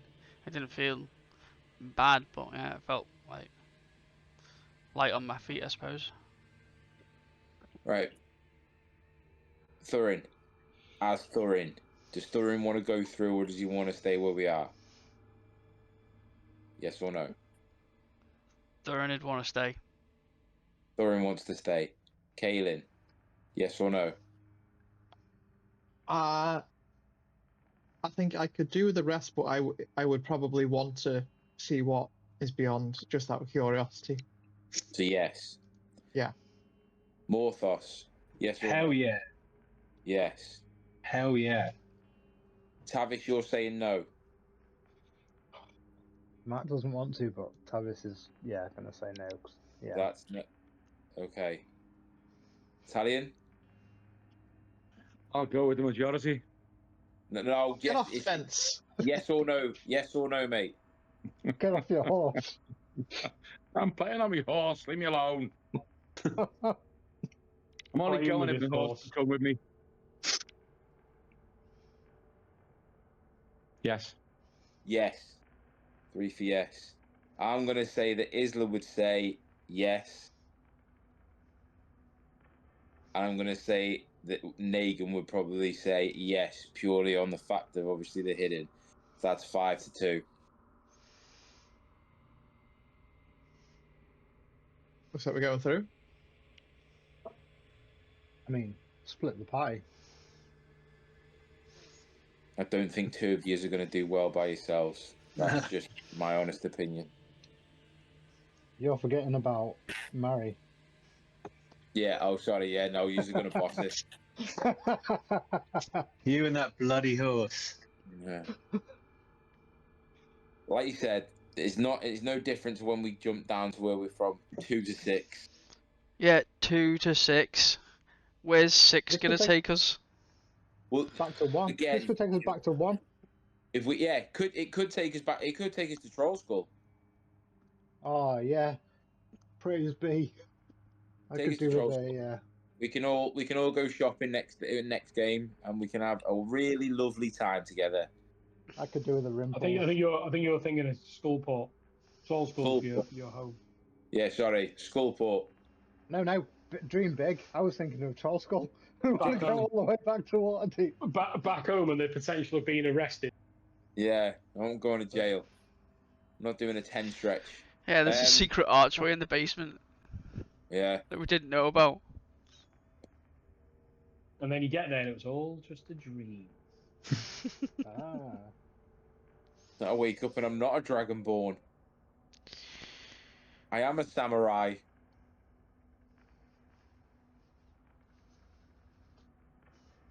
Right. Well, like I said, and then we know how to we can get back, can't we? Yep. Sure, we we can go. realise what we can do as well. Have a little scout, see if we're doing it, and if not, bounce back, and then we're still in level 6. So who was the other one that said no besides me? You and Tavis are the only knowers. Okay. The 2 people that are working out how to open the thing are both I was saying going to say, no. the person who knows how to open is saying no. Yeah, I wasn't particularly excited about trying to open it to begin with. He wasn't. Oh, to be fair, the vote means nothing then, does it? If he's saying no. It doesn't matter. He's opened it now. I was opened it. To be fair, Tavis did say we should think about the logical conclusion of this outcome, because if it opens, what are we going to want to do? But people weren't up for that. They just said, well, let's see if it opens or not. And now all of a sudden, we all want to go through. So Yeah, but then I mentioned about spending a little time, and we'll see if Augury tells us if casting the spell will work or not. You're like, and Tavis was bored. Yeah. and then Tavis got impatient, so that just triggered me casting a spell. And I don't feel bad, because if Isla would have said no, he still would have lost, and it would have been still 3 against that. So it still would stand the way it would stand. That was beautiful bargaining, Jay. I like that. That's what you got to do, man. Yeah. You got to sleep well at night. I sleep fucking fine. Yeah. Are we allowed to walk through the doorway now, Daryl, or are you? So I want marching orders. We do is need a marching order. Well, you've got a minute to convince some people that don't want to go through. If that's the way it'd roll, and that you got 4 people that want to go through. Are you going to drag them through, or? Well, the only thing we know is Are you going to For convince them? certain, at this point, me and Thorin wouldn't be first through, would we? Yeah. No. Because we were reticent. So. Well, I think if you saw everyone else step through, would Yeah, you not? I will go Oh through. yeah, we'd follow. Yeah, No, for no, certain. no. Yeah. Travis will go as quick as possible. You might even need to roll initiative. So you Oh, two shit. should probably just be at the back. In Morphos, are you going? You're at the front. So do you want to go through first? Well, Let's do Thorin's it. definitely not at the back, is he? Thorin's up there because he's flying in front of it. I think I would be in front of the two who are at the back, given that I've taken a bit of a whack. Yeah, Thorin would have flew away from it a little bit as it opened. Well, Negan will follow Morphos in, and then Isla will go behind Negan. So we're having Morphos the Squishy as the leader.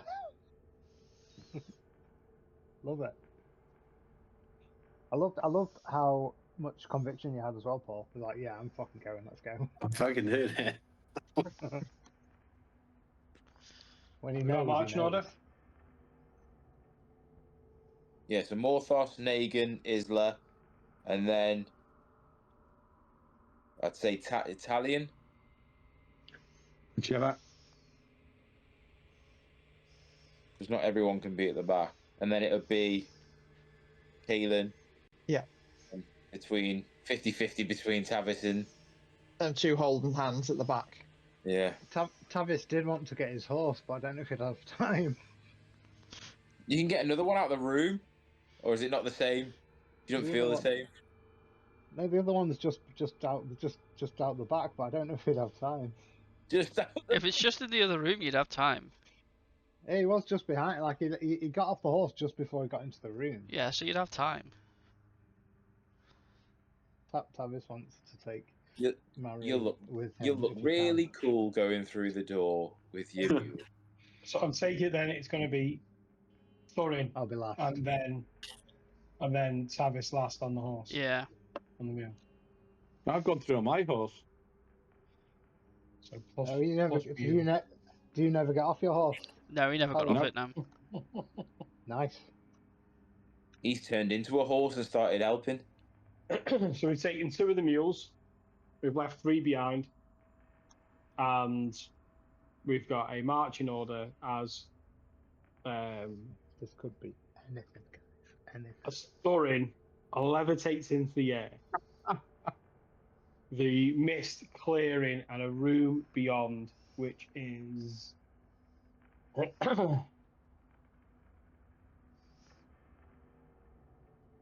this is a curveball. This is Ain't no plan for this, Daryl. no. All because Isla can read Dwarvish. Okay, so you're in you see a small room where you're in now. All of these are small. This room's smaller than the room that you're in. It's 20 foot by 10 foot. And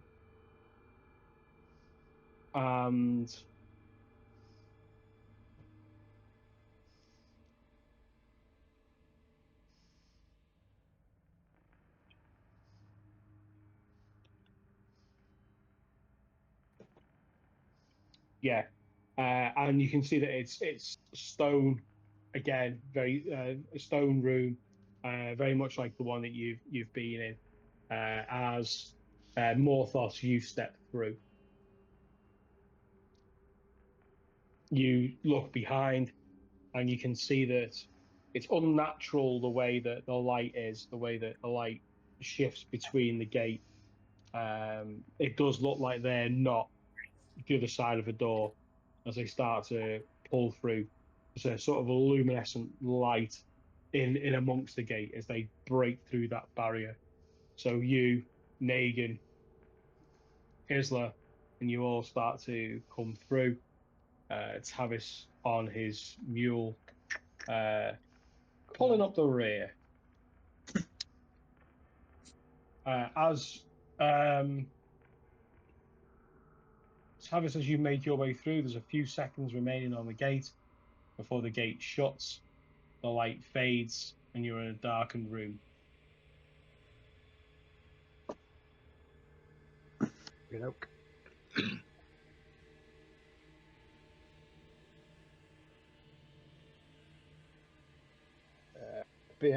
Probably immediately on edge, thinking about what I can hear, what I can see. I know you need time to figure that out. So saying to Mary, it's okay. We're fine. We're good.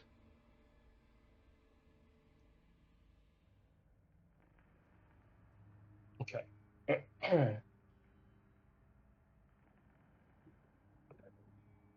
Bear with.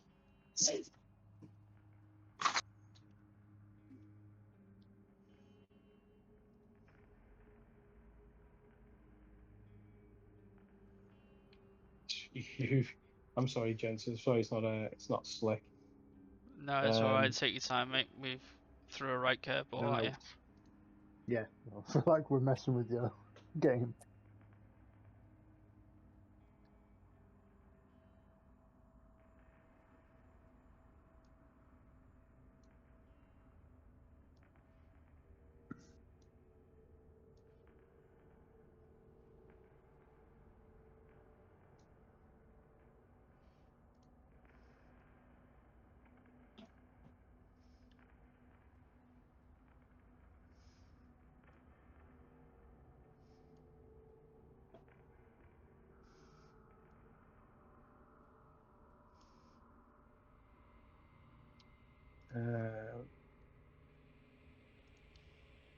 I've got all the books. Got them all.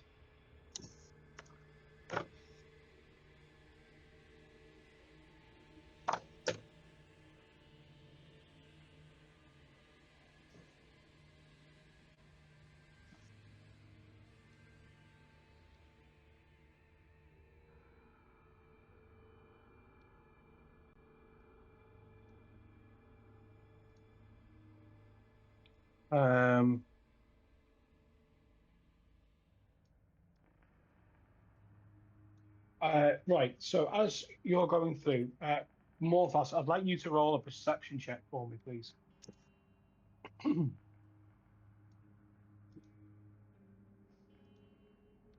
15. Something doesn't feel right. Something feels very, very off. Just got your heckles up a little bit. Just the hair on the back of your head. You just feel a little bit like there's a presence. Got a bad feeling about this. Oh, good Star Wars drop.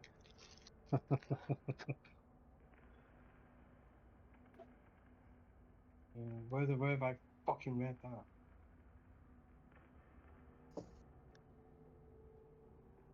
So as he's saying that, then what's everyone else?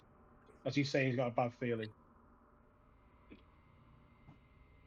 Negan's gonna ready get his shield and his hammer out just to be on the safe side. Okay. I've got an idea, but I'll let you deal with Megan.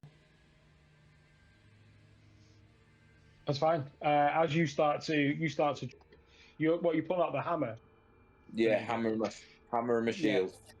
And the light from the hammer, this just only like a soft reddish orange glow of the magma that's inside this hammer. As he pulls it, it's hanging low. You see, it's starting to drip its usual molten material. This never-ending flow of magma that's coming off it.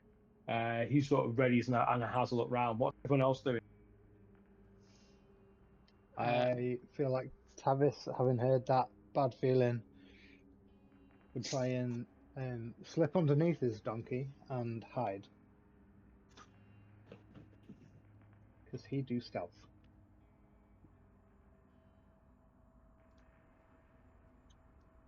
And hold an action, to attack something if it became aggressive. Right, okay. How to play this out? Thorina did get his staff of withering out, cast Shillelagh on it as he flies into the room. How big is the room? 20 by 10. How tall is it? Um,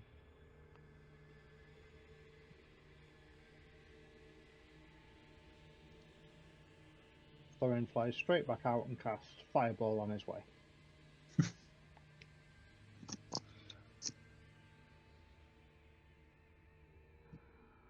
I didn't ask how big the room was.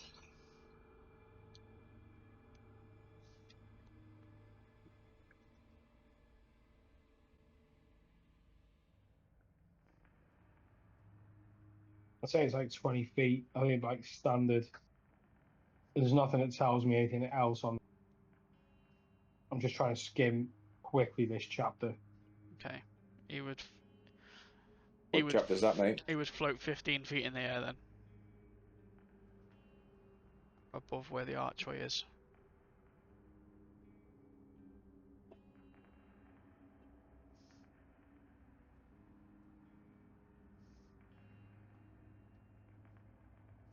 Okay. Okay, so first of all, is everyone now together on this level? We're not missing anyone from that group because I'm going to take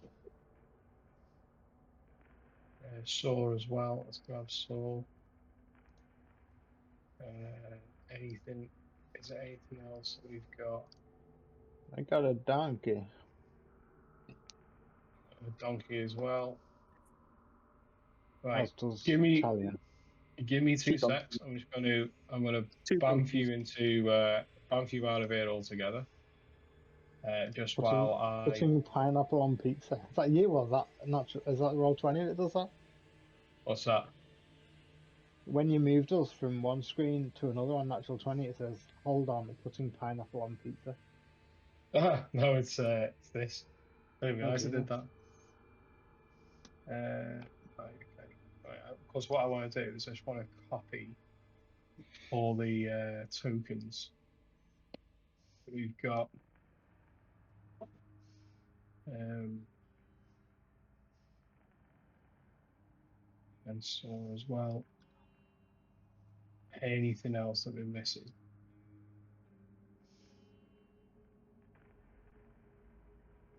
Not sure. We were using the torch, Dowell. I don't know if we still are.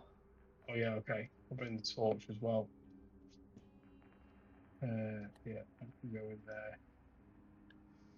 there. Then we've got two donkeys as well.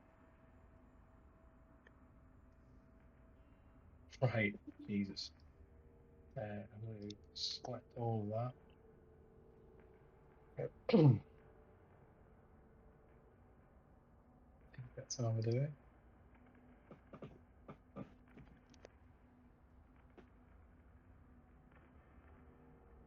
Jesus. I feel like this may have been a mistake, lads.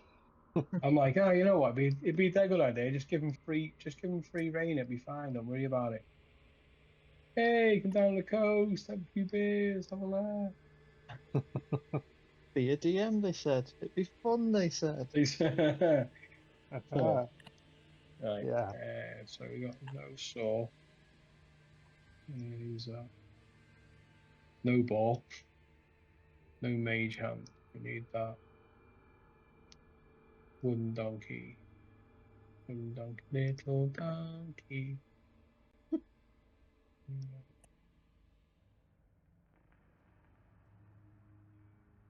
Right. I'm just trying to get it right to the marching order.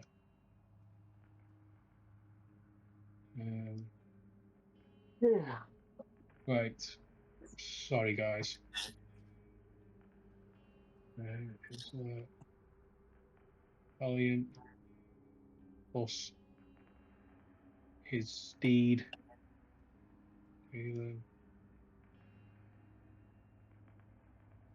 Okay. Excuse me. Right.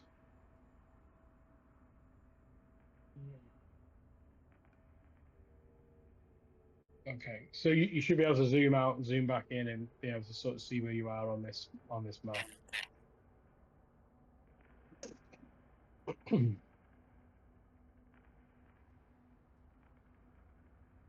Okay. He's in a room.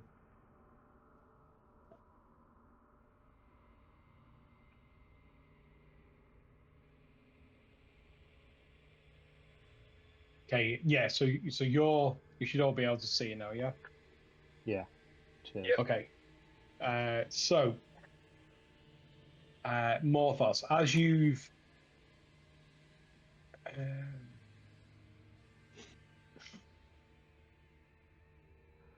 yeah, as you're the first one through and you're the one that's looking around.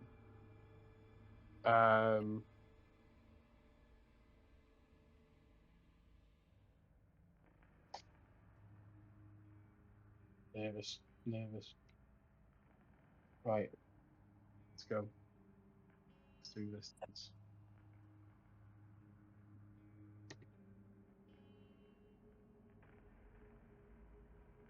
Okay. I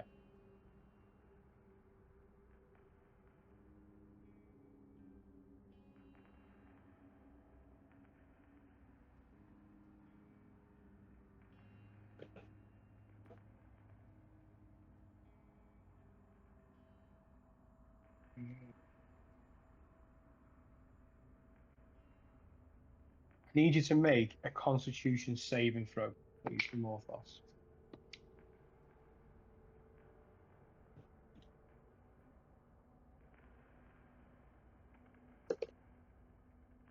Um, 17. Good. Good.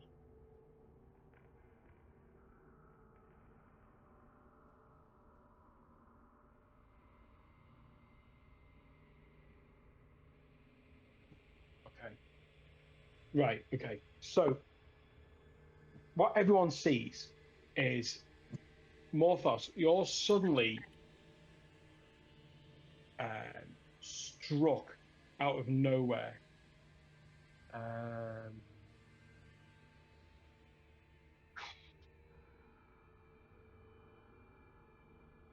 Okay, that's right. Yeah, you're suddenly struck out of nowhere, and your body just crashes into the wall. And from the point where he's been moved away, everyone turns and looks, and what you can see is this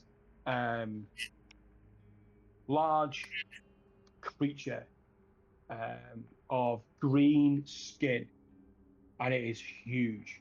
Muscles on top of muscles. You can see that his face is dark green, and it's got these sharp teeth, these pointed ears, two large horns that come out the top of its head. You can see that across its muscles, and his arms, it's got these like spikes, almost like thorns off a rose bush that are coming out along its arms. Behind it, you can see these bat-like wings with claws at the top, sort of spreading out. This huge, overweight creature, very gargoyle-esque, with shroud round its mid. Other than that, it's just skin and flesh. You can see that it grips this huge axe with this cruel blade. It's not even made to be an axe. This cruel blade. You can see that before you is a fiend. For anyone, just roll a history check. It's going to be quite a high DC. This one. See whether you recognise what it is. That was a 3, so. No. I got a 19. I had a 15. 12. From the books, as a kid, Tavish, you may have picked up on various fiends. One in particular that strikes you, reminds you of this being of a gargoyle type creature, would be a Nikoloth. But you've never seen one, and maybe that's what this is. But as it strikes Morthos, it reveals itself by casting away its invisibility and becoming part of the room. It goes to make another attack. Can we all roll initiative? Hell yeah.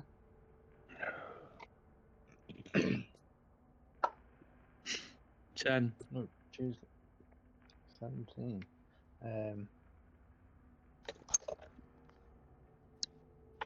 11. So 10 for Thalion, 11 for us. 20, not natural. Nice. Kaelin.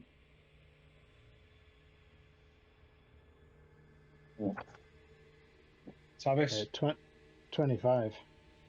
Oof. Nice.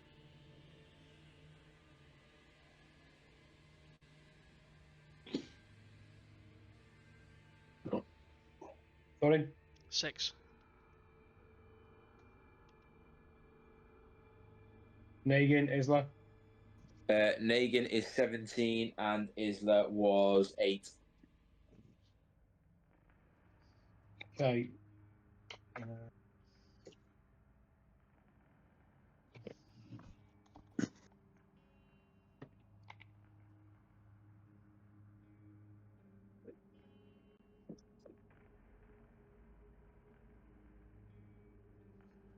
Okay, so that says to me that we've got Tavis, Kaelin,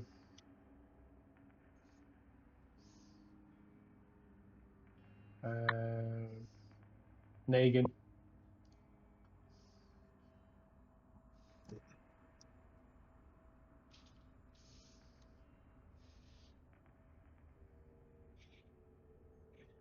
who's after Nagin?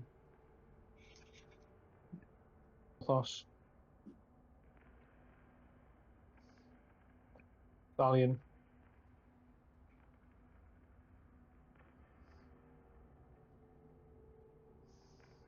Isla, Thorin. Is that right? 1, 2, 6, 7. Yeah. Yeah. Yeah. Just a quick one, Daryl. I'm assuming these steeds don't act in combat. They can do. Oh dear. But if you're riding your steed, then I would use. It would be your action that we're using to engage them in a fight. Yeah, let's wait and see what happens. We'll figure it out. Okay. Now he has got 2 attacks, and it was a surprise. But on that,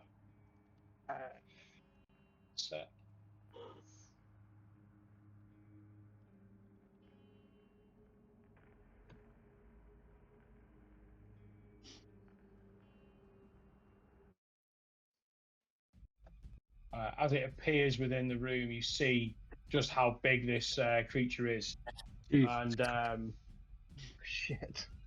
Fuck my life. and it yells to you. Nobody move. And with that, it lowers its axe and it points its axe at everyone. If you don't want to die, you'll follow me. Now, that's up to you. So, the top of the round then, Tavis. Fuck. Hey. We had a very brief discussion before about what would you do when you entered the room, and Morthos said, I've got a bad feeling about this.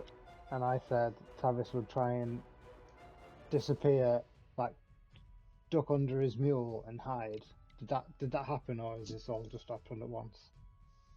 No, as soon as you've marched in, you've been watched by this creature that's invisible, and as a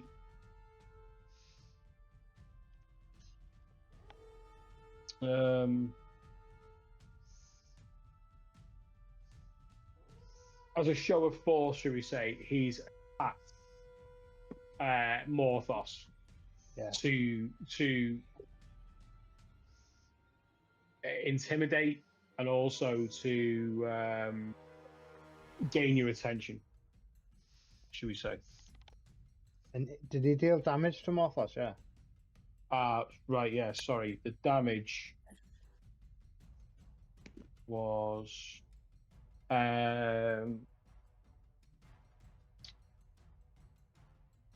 it was 13 points of slashing damage against Morphos. Big one. With one attack, and he's got more than one. Yeah, sorry, but he passed the Constitution save, so. Oh shit! Right, okay. So it could have been worse. Oh, it could have been a lot worse, yeah.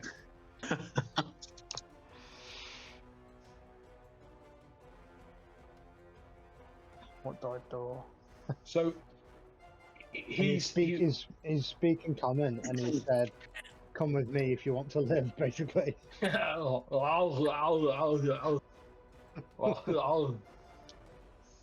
with me if you want to live. I don't think he said it in the friendly way that the Terminator did. Oh yeah, no, I like it though. Imagine if you had Arnie's voice. I'll go to the chopper. I think he said it with more of a threatening tone than a helping one. Yeah. And he's just hit one of us. Get down.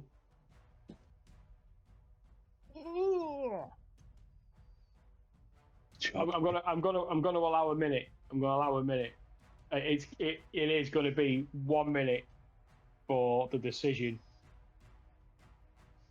What Tavis is going to do is try and do what he said, slink underneath the mule that he's riding and hide and hold his action to attack if this creature takes another offensive action. Okay, so you're holding an action, yeah? Yep, so movement is a bit of movement to get underneath my horse. Yeah. Bonus action is to try and hide.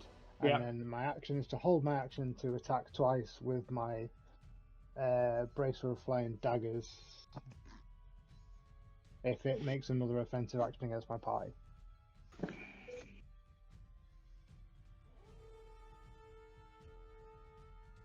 So that's a stealth check, isn't it? It is, yeah.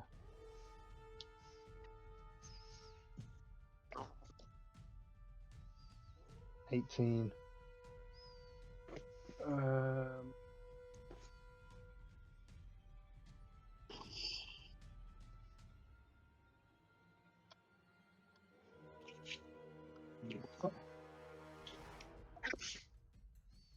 Box everywhere.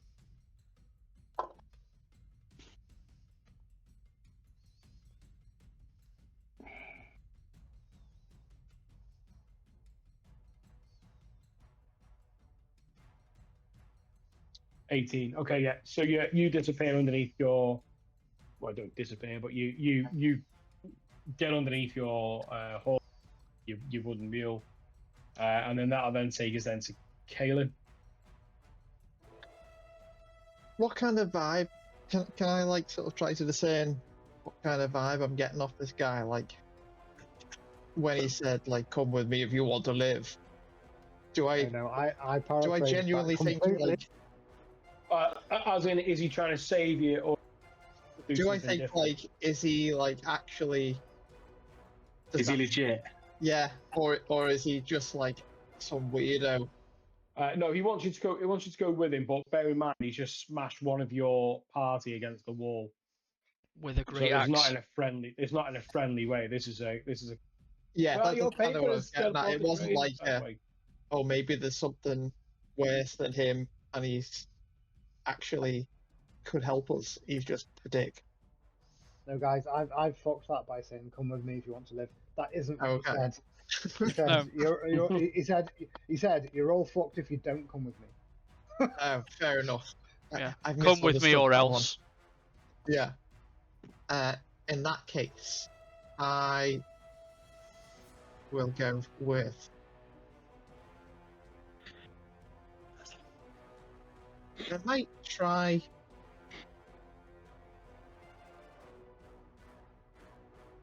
Might try charm person. Let's see if I can Ooh, get him on side. that's interesting. What's the DC on that? So it'll be against, I think it's a wisdom save and throw, which I think is against my spell save.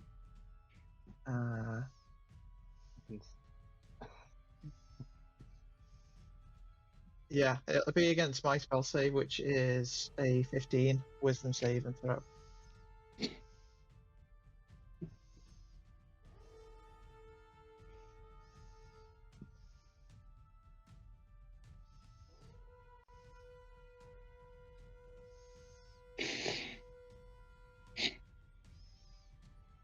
Ooh, one sec.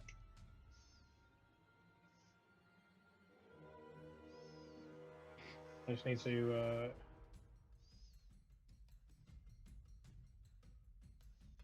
What are you doing?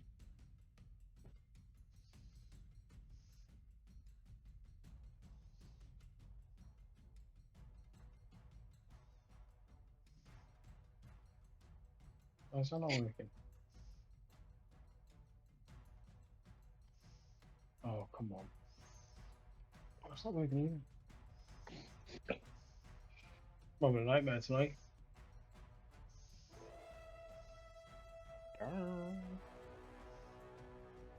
Somehow I've got no keyboard.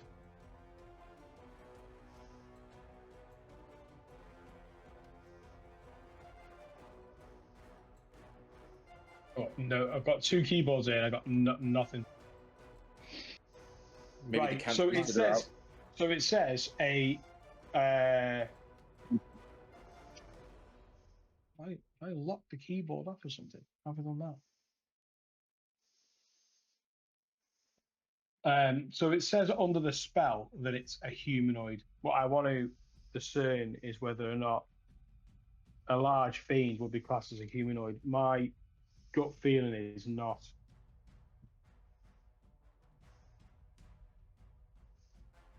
What do you think, Matt? It's a humanoid, just not just something with like arms and legs. Yeah, Well, yeah. You're not trying to charm a person, you're trying to charm a fiend. What's a fiend? Where It's like something from the abyss. The opposite to a friend. Yeah. So types of monsters. I'll go through this now. It's worth for your understanding. So Yeah. Under the title of types of monster, there's aberrations, beasts, celestials, constructs, dragons, elementals, fays, fiends, giants, humanoids, monstrosities, oozes, plants, and undead. So based on those titles, and one being humanoids and one being fiends, I would say that you cast the spell, but it has no effect on the creature that's before you. That's a shame.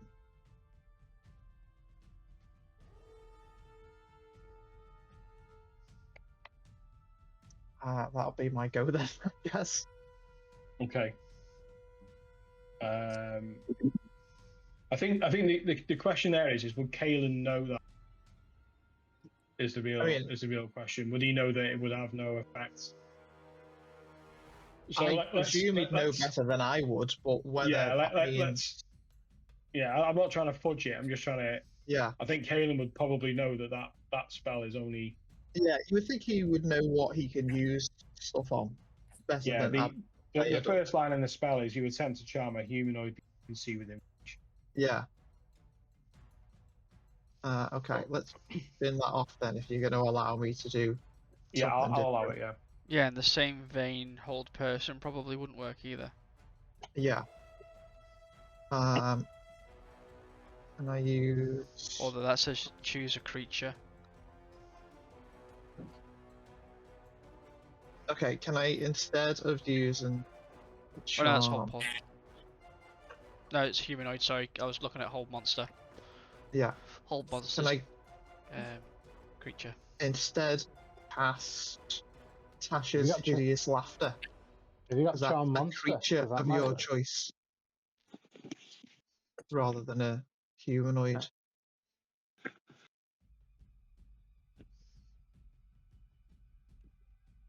Should be able to do that, shouldn't I? Yeah, but you have to come up with a really cheesy joke to tell this creature to make it laugh. I can only think of like trying to think of Arnie stuff because you've got Arnie in my head now.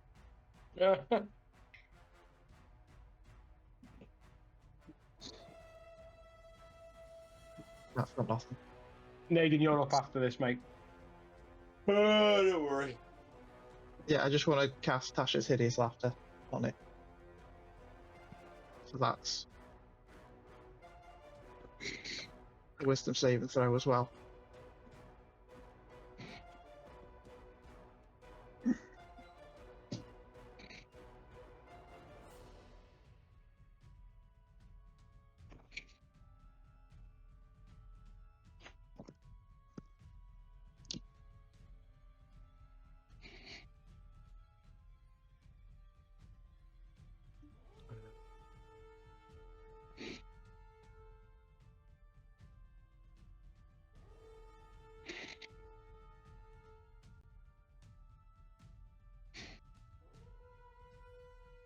Okay, so it's a wisdom save then for me.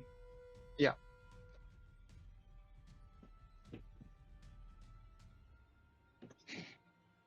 Unless it has an Okay. intelligence of 4 or less.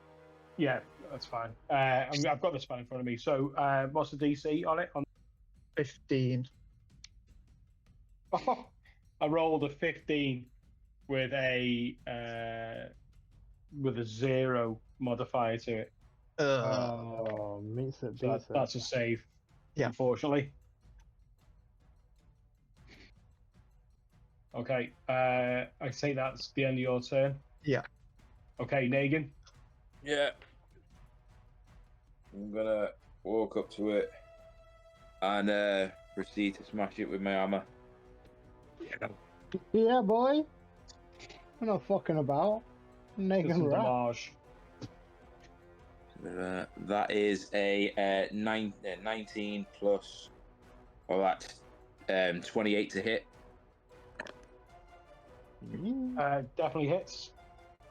Okay, and then that is.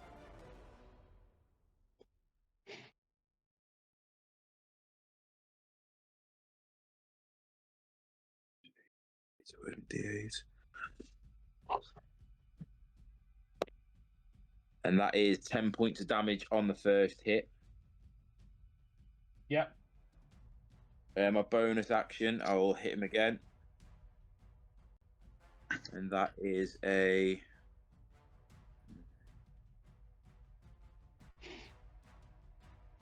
That's 18 to hit. Just hits. Oh, fuck off. That is 6 points of damage on the second attack. Okay. And then on my final attack, that is 23 to hit. Hits. Cool, big hit. Oh, fucking yes. And that is 13 points of damage on the last one. On 13 points. Okay. Yeah, taking some really big swings at it as you just start bringing the hammer down and taking it aside. And this is a really big creature in front of you, Negan, and you can sort of see that. You can see that. It's a huge creature, and you're just hacking at it for the sake of hacking at it. It's then going to take a.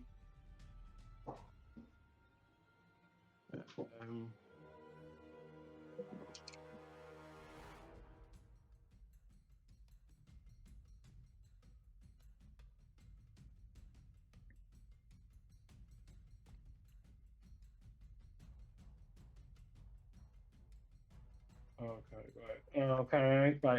It's gonna take its swing at you, Negan, with its great axe. That's, you know what? I always say to myself when I watch Critical Role, how'd you get it cocked? I just had a cocked dice. It was half on, half off me, Matt. One was a 1, 19. That's going to fail with that first attack, and then it's going to come at you with its claw. Hang on. I would like to use riposte as it's attacked me and missed. Yeah. So I'm going to attack it with the hammer again. Also, I'm loving Nate. I think I'm loving my naked hel- at the minute. also, I think my held action would go off, Daryl. Yeah, it's fine. That is a 23 to hit. Hits.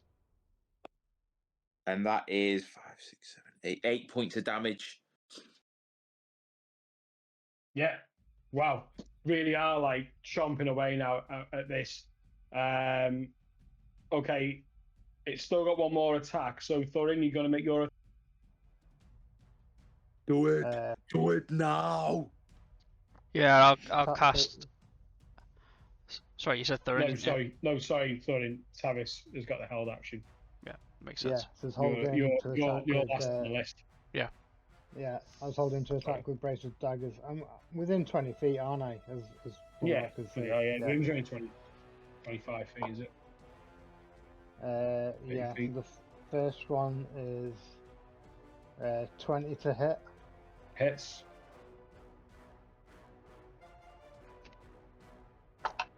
That's 14, 15. The first dagger goes in for 18 points of damage, piercing, magical.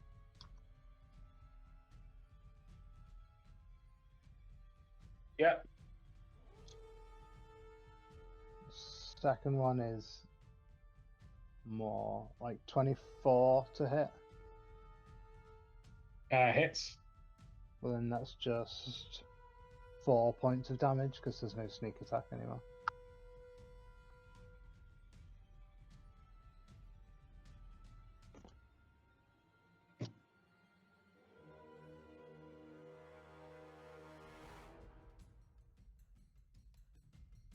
And that means my reaction is gone, doesn't it? Because I held an action to use my reaction, Yeah. is that right? Yeah. Yeah. Because that matters for other things I can do. That's cool, thank you. So did you have another damage there, did you? After that 18? Yeah, it was just 4. 4. Okay. Okay, that's then going to take its attack then, second attack then at Negan. This is with its clawed hand. That's going to be a 19 to hit. Yeah, it just... Hang on. Yeah, it hit because I've got my shield out, but that's 19.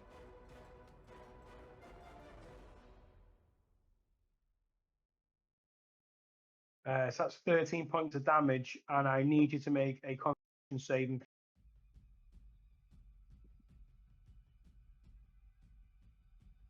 17. Oh, what is with these con saves? Yeah, save again on that one. Well done. But that was Great 13 roll. points of damage. That's what, sorry? 13 points, yeah. 13. That then takes us to Morthos. Morthos, you've in a bit of a daze really as you come round after being hit with that clawed, invisible clawed attack. You turn around, seeing this beast towering above. Just go straight in with the firebolt. Nice. That's 17 to hit. Oh, just misses. Oh. Yeah, as you let loose with the firebolt, have you got anything else for your turn? No, that's it. Sorry, gang. Okay, that takes us then to Thalion. I'm sure we can look at some stuff for you, Paul. I'm sure there's stuff that you can be doing there. Other than that, we need to have a look at your sheet, I think. Okay, Cast Thalion. wall of fire around the beast. Okay. 19. Let me just check that spell. Yeah, it's a 20-foot ring of fire. 1 foot thick. It's a dex save and throw.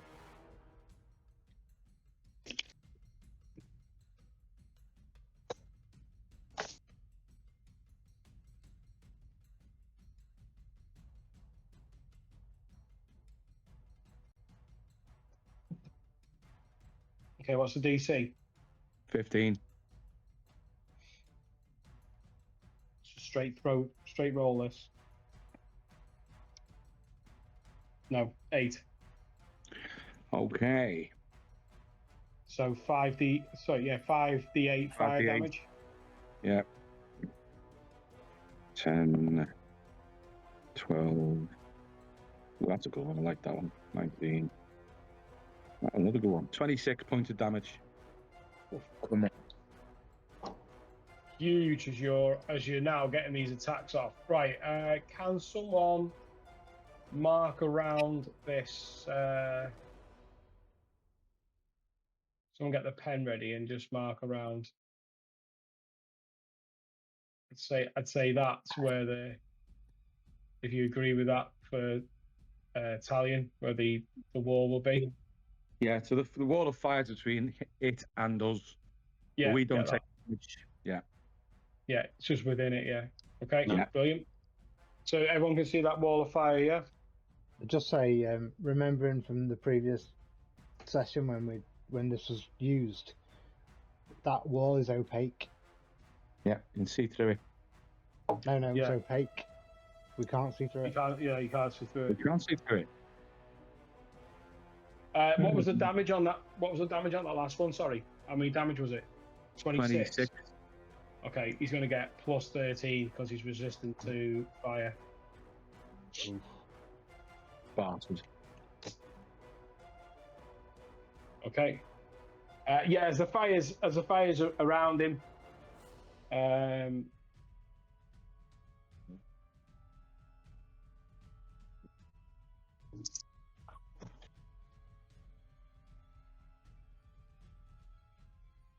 so just to be clear, one side of the wall, one side of the wall selected by you. When you cast a spell, deals 5d8 fire damage to each creature that ends its turn within 10 feet of that side of the wall. Correct. Creature takes the same damage when it enters the wall for the first time on its turn, or when it ends its turn there. The other side of the deals no damage. So Yeah, he can so- actually walk through it, take the damage, and be out of its way, can't he? Yes. Okay, got you. Okay, that then takes us to Isla. I am going to cast Toll the Dead. Okay. Okay. We need to consider if Toll the Dead requires sight.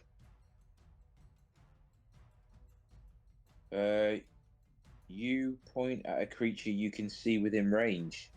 I knew it was Yeah. there. But I know he's there. That's a big beast. You have to be able to see him. How tall's the wall of fire? 20 foot. 20 You foot, can't so see. to the ceiling. If that's how tall the ceiling is, yeah.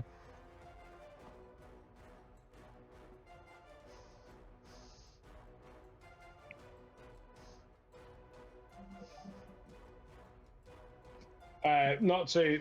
I know just while we're working it because it's Isla, but he has got a spiritual weapon that you could cast. I don't. It's not on the sheet I was given, so I don't know. What do I have to do for that one?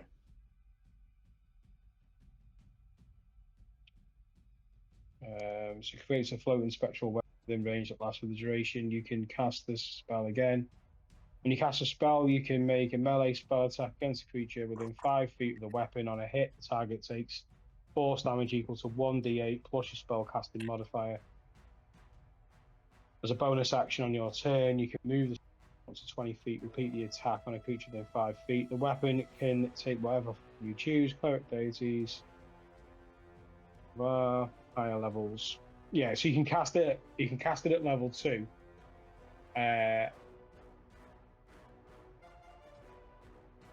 And it just says that you can cast it within range. Okay, of 60 feet. So what have I got to do? Roll. So you're going to burn a second level slot.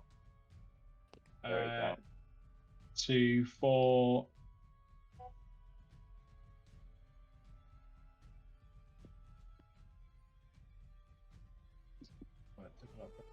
give me one sec.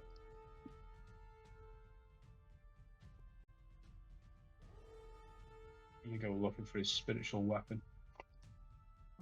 Guiding bolt could work as well. You don't need sight to use guiding bolt if he's got it.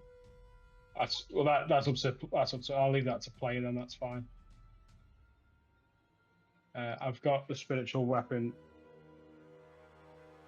but it's up to you. I'm just trying to help with it being. Well, Absolutely. again, Me too. guiding bolt isn't on the sheet, so I don't know.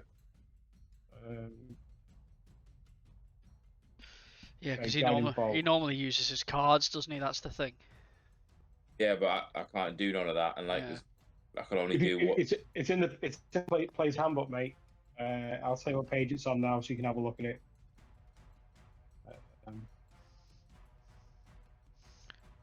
He's used it It's before, on hasn't page 248 of the player's handbook.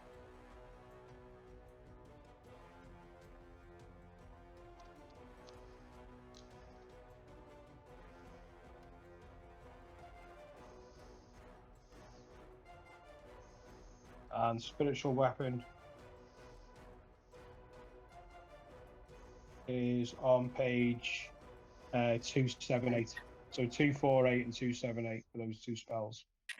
Okay, well I'll cast guiding bolt then, but it says make a ranged spell attack against the target. On a hit, the target takes 4d6.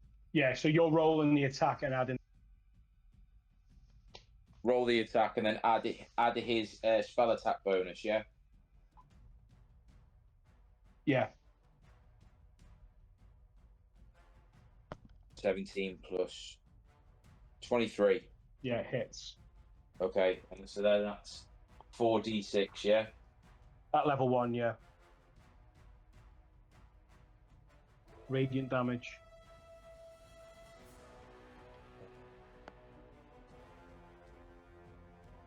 It's 15 points of damage. Okay, nice. And the next attack will advantage for guiding bolt. Yeah. Yeah, that's right.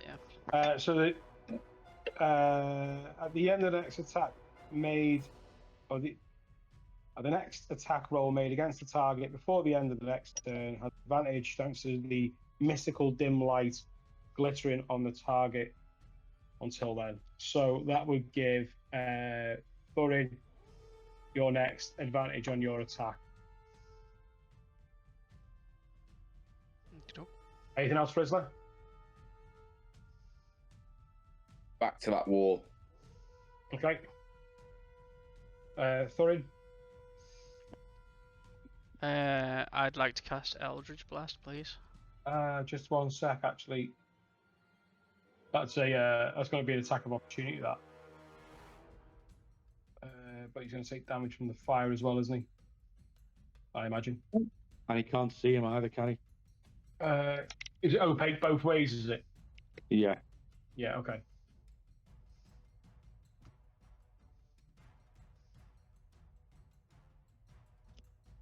He's got 10-foot reach, has he? This bad boy. He was in melee. Is the one? He's taken up 4 squares. He moved from there, so that's melee. Oh, sorry, yeah, good. Yeah. All right, I'd say with the fire being there, we avoid the attack of opportunity. I'll have to get my head around that. Okay then, so Thorin. He could make attack, but with a disadvantage, I would say that. Yeah, I thought that, but then You attack, you're going to take damage. you've got to see it, haven't you? Would he see the move to allow for the attack opportunity? That's the bit I'm wrestling with. I don't mind him taking the damage because It's an attack. because that is what he is. He's just a machine for attacking things, isn't he? So I don't think he'd be thinking about the damage you're going to take. It'd just be about. But I'm just wondering whether or not he would. But he wouldn't be able to see him, would he? If he's backing away and we can't see him, he can't see us. Yeah, so I'm happy to allow it to.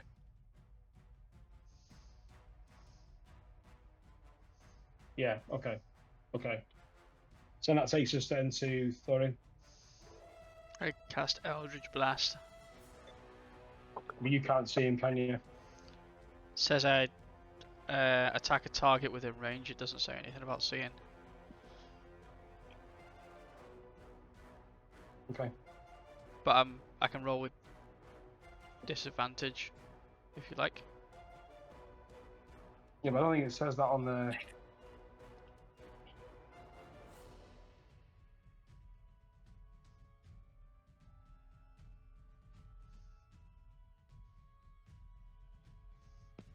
Shit.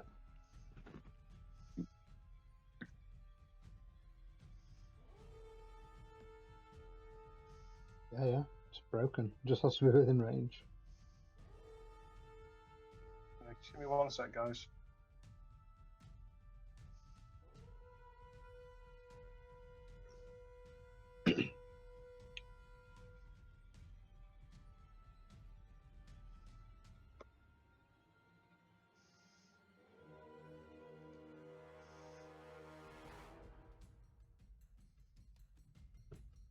Yeah, I don't like that either because you still have to. I mean, yeah, go with it. We can do Doesn't it seem at right. disadvantage if you want. Well, you've got advantage on the roll. Yeah. So it'd be a straight roll. Yeah, I'm happy with that. And then the because we normally apply cover to it, don't we? So Yeah. if people are behind cover, so I think that's fair. The natural 20. Oh, for you. On the first attack, the second attack, I'll roll with disadvantage again. First one's 16 or 16. No, I'm rolling with disadvantage, so it's 14 to hit on the second beam. Yeah, so it's just the first hit. Yeah. Okay.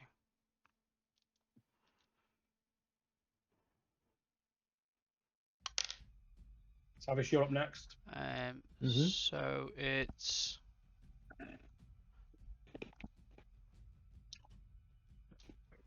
6 points of force damage. 10 points of force damage and 3 points of fire damage. How many fire damage? 3. Okay, so that's 1 point of fire damage. Yeah. So it was 6 points. 10 points of force damage, sorry. I forgot to add the charisma part.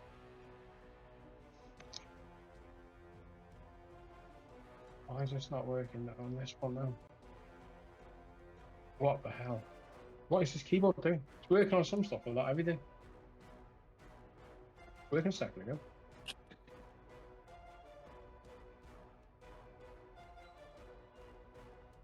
I don't get it. Right, I have to do that on paper then. Right, so. Okay. Right, okay. Yeah, so you cast your Eldritch one after the other.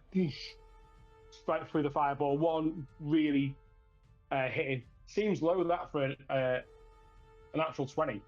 It's 1d10. Oh, I rolled a 3. Yeah. Because I get 2. They look nice, but you kind of want multiple dice, don't you? Yeah, because well, it's Eldritch Blast. It's 2 separate attacks, isn't it? So it was only the first one that hit. So yeah, it's realistically 2d10, isn't it? But yeah. Okay, then that takes us to Tavis. So he can't see me and I can't see him. So anything is a straight roll. Why would he now need to see you for your attack? To help him not get hit. Because if he can't see me when I attack him, I have advantage. But equally, I can't see him, so it's just a fling in the dark, so it's just straight rolls. No, I don't get that. If I hide and he can't see me, right, then I have advantage against attacking him. Yeah, got that. But he can't see me anyway, but I also can't see him. So it'll be a straight roll. Yeah, that's what I was... Yeah. Okay, Tavis is like, for the first time ever, thinks back to the little encounter that they had up on, not knowing even where he is, and remembering on the encounter that they had in level 2 of this Mad Mage, and it's like, and he's got this circlet. And so he puts his hands to each side of his head, looks in the vague direction of where this was, and uses this circlet of blasting to cast Scorching Ray towards this creature. Nice. So I create 3 rays of fire and hurl them toward targets within range. You can hurl them at one target or several. Make 1 per ray.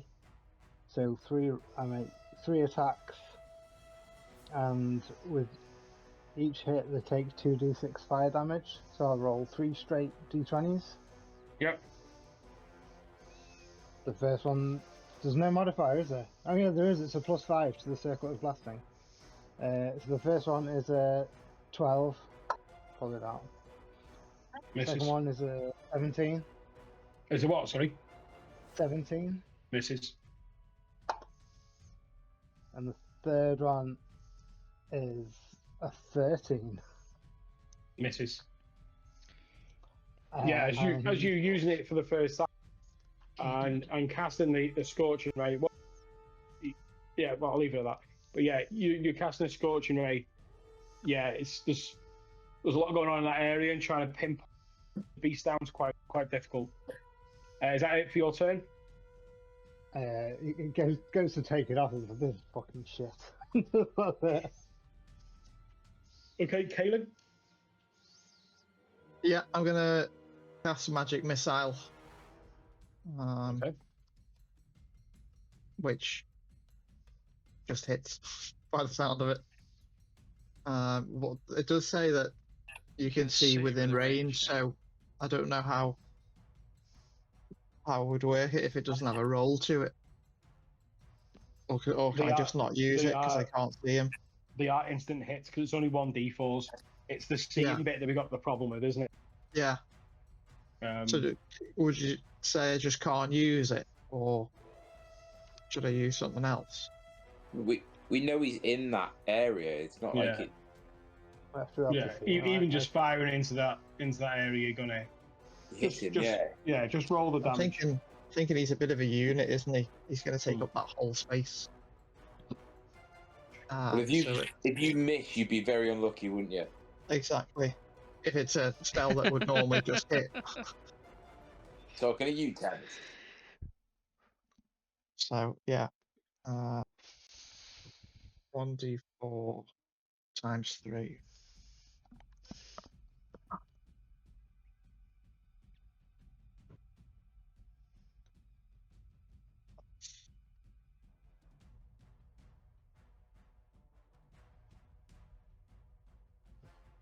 So that hits for 12. Nice. 12 points. Yeah. Pew pew pew. Yeah. Pew pew pew. Okay. Nice. As you. It's force damage if that matters. Yeah, I've checked it. I've got it on my phone. Yeah, these 3 darts all go through the fire. Hard to see what's going on because it is blocking your view, and you know it's going to hit, but it's hard to see what kind of damage it's doing. Is that it for your turn? Yeah, there's not a whole lot else I can do. Okay, he's going to start to walk out. So he's half in, half out the fire. What's the damage on that? 5d8. Hit me. Yeah, hang on. Oh, lost my dice. Just a minute. Oh, cracking one, that one.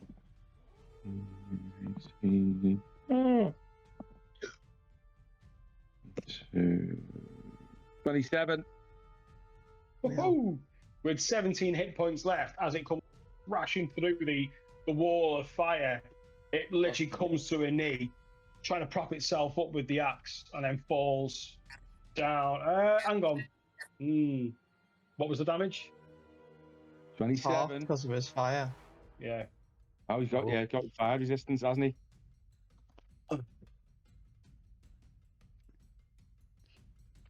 Close. It's still standing. Oh. But it's looking pretty rough. Only just standing. As it takes a swipe at Tavis with the claw. That's going to be a a lot to hit. So 17 plus 9 on that one. That's going to be what, 27? 26? Yeah, that's gonna hit. Okay, can you make a con save for? Sure can. Natural 20 for a 22. What should be con saves? Yeah, you're going to take 10 points of slashing damage from the claw. And then it's also going to take a... Sorry? I will halve it with Uncanny Dodge. Okay, good stuff. And it's going to take a axe to Valian. That's going to be a lot. That's another 27 to hit. Just hits. Right, this I'll use my reaction and cast Silvery Barbs.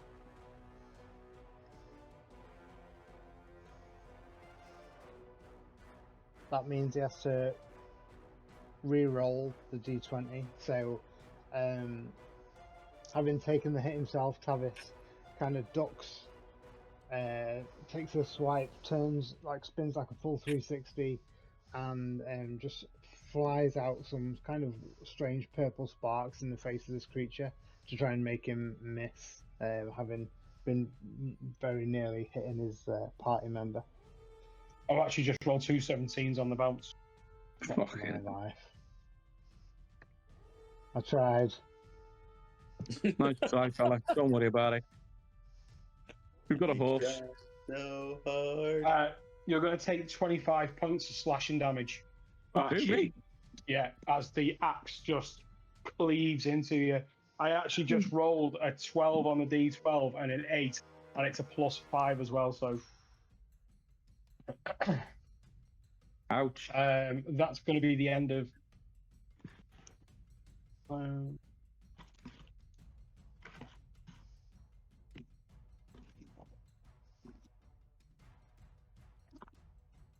Whose go was that?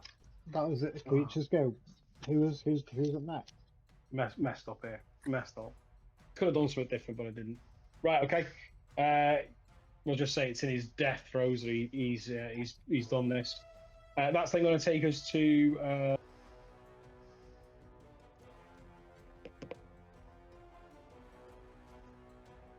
Negan. So with the silvery barbs, the final throw of it will have thrown some purple sparks into this creature's face to allow the next creature attacking to have advantage. So you got advantage on that attack for Negan. All right, partner. Finish him. It's time to die. I'm gonna hit it with my hammer.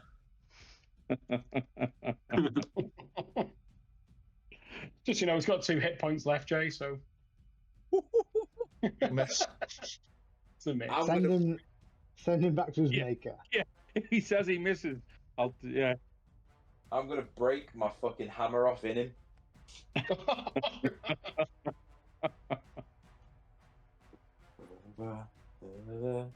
18 plus 9. That is 20. Yeah, 27 to hit. Yeah, it hits, mate. It's going down.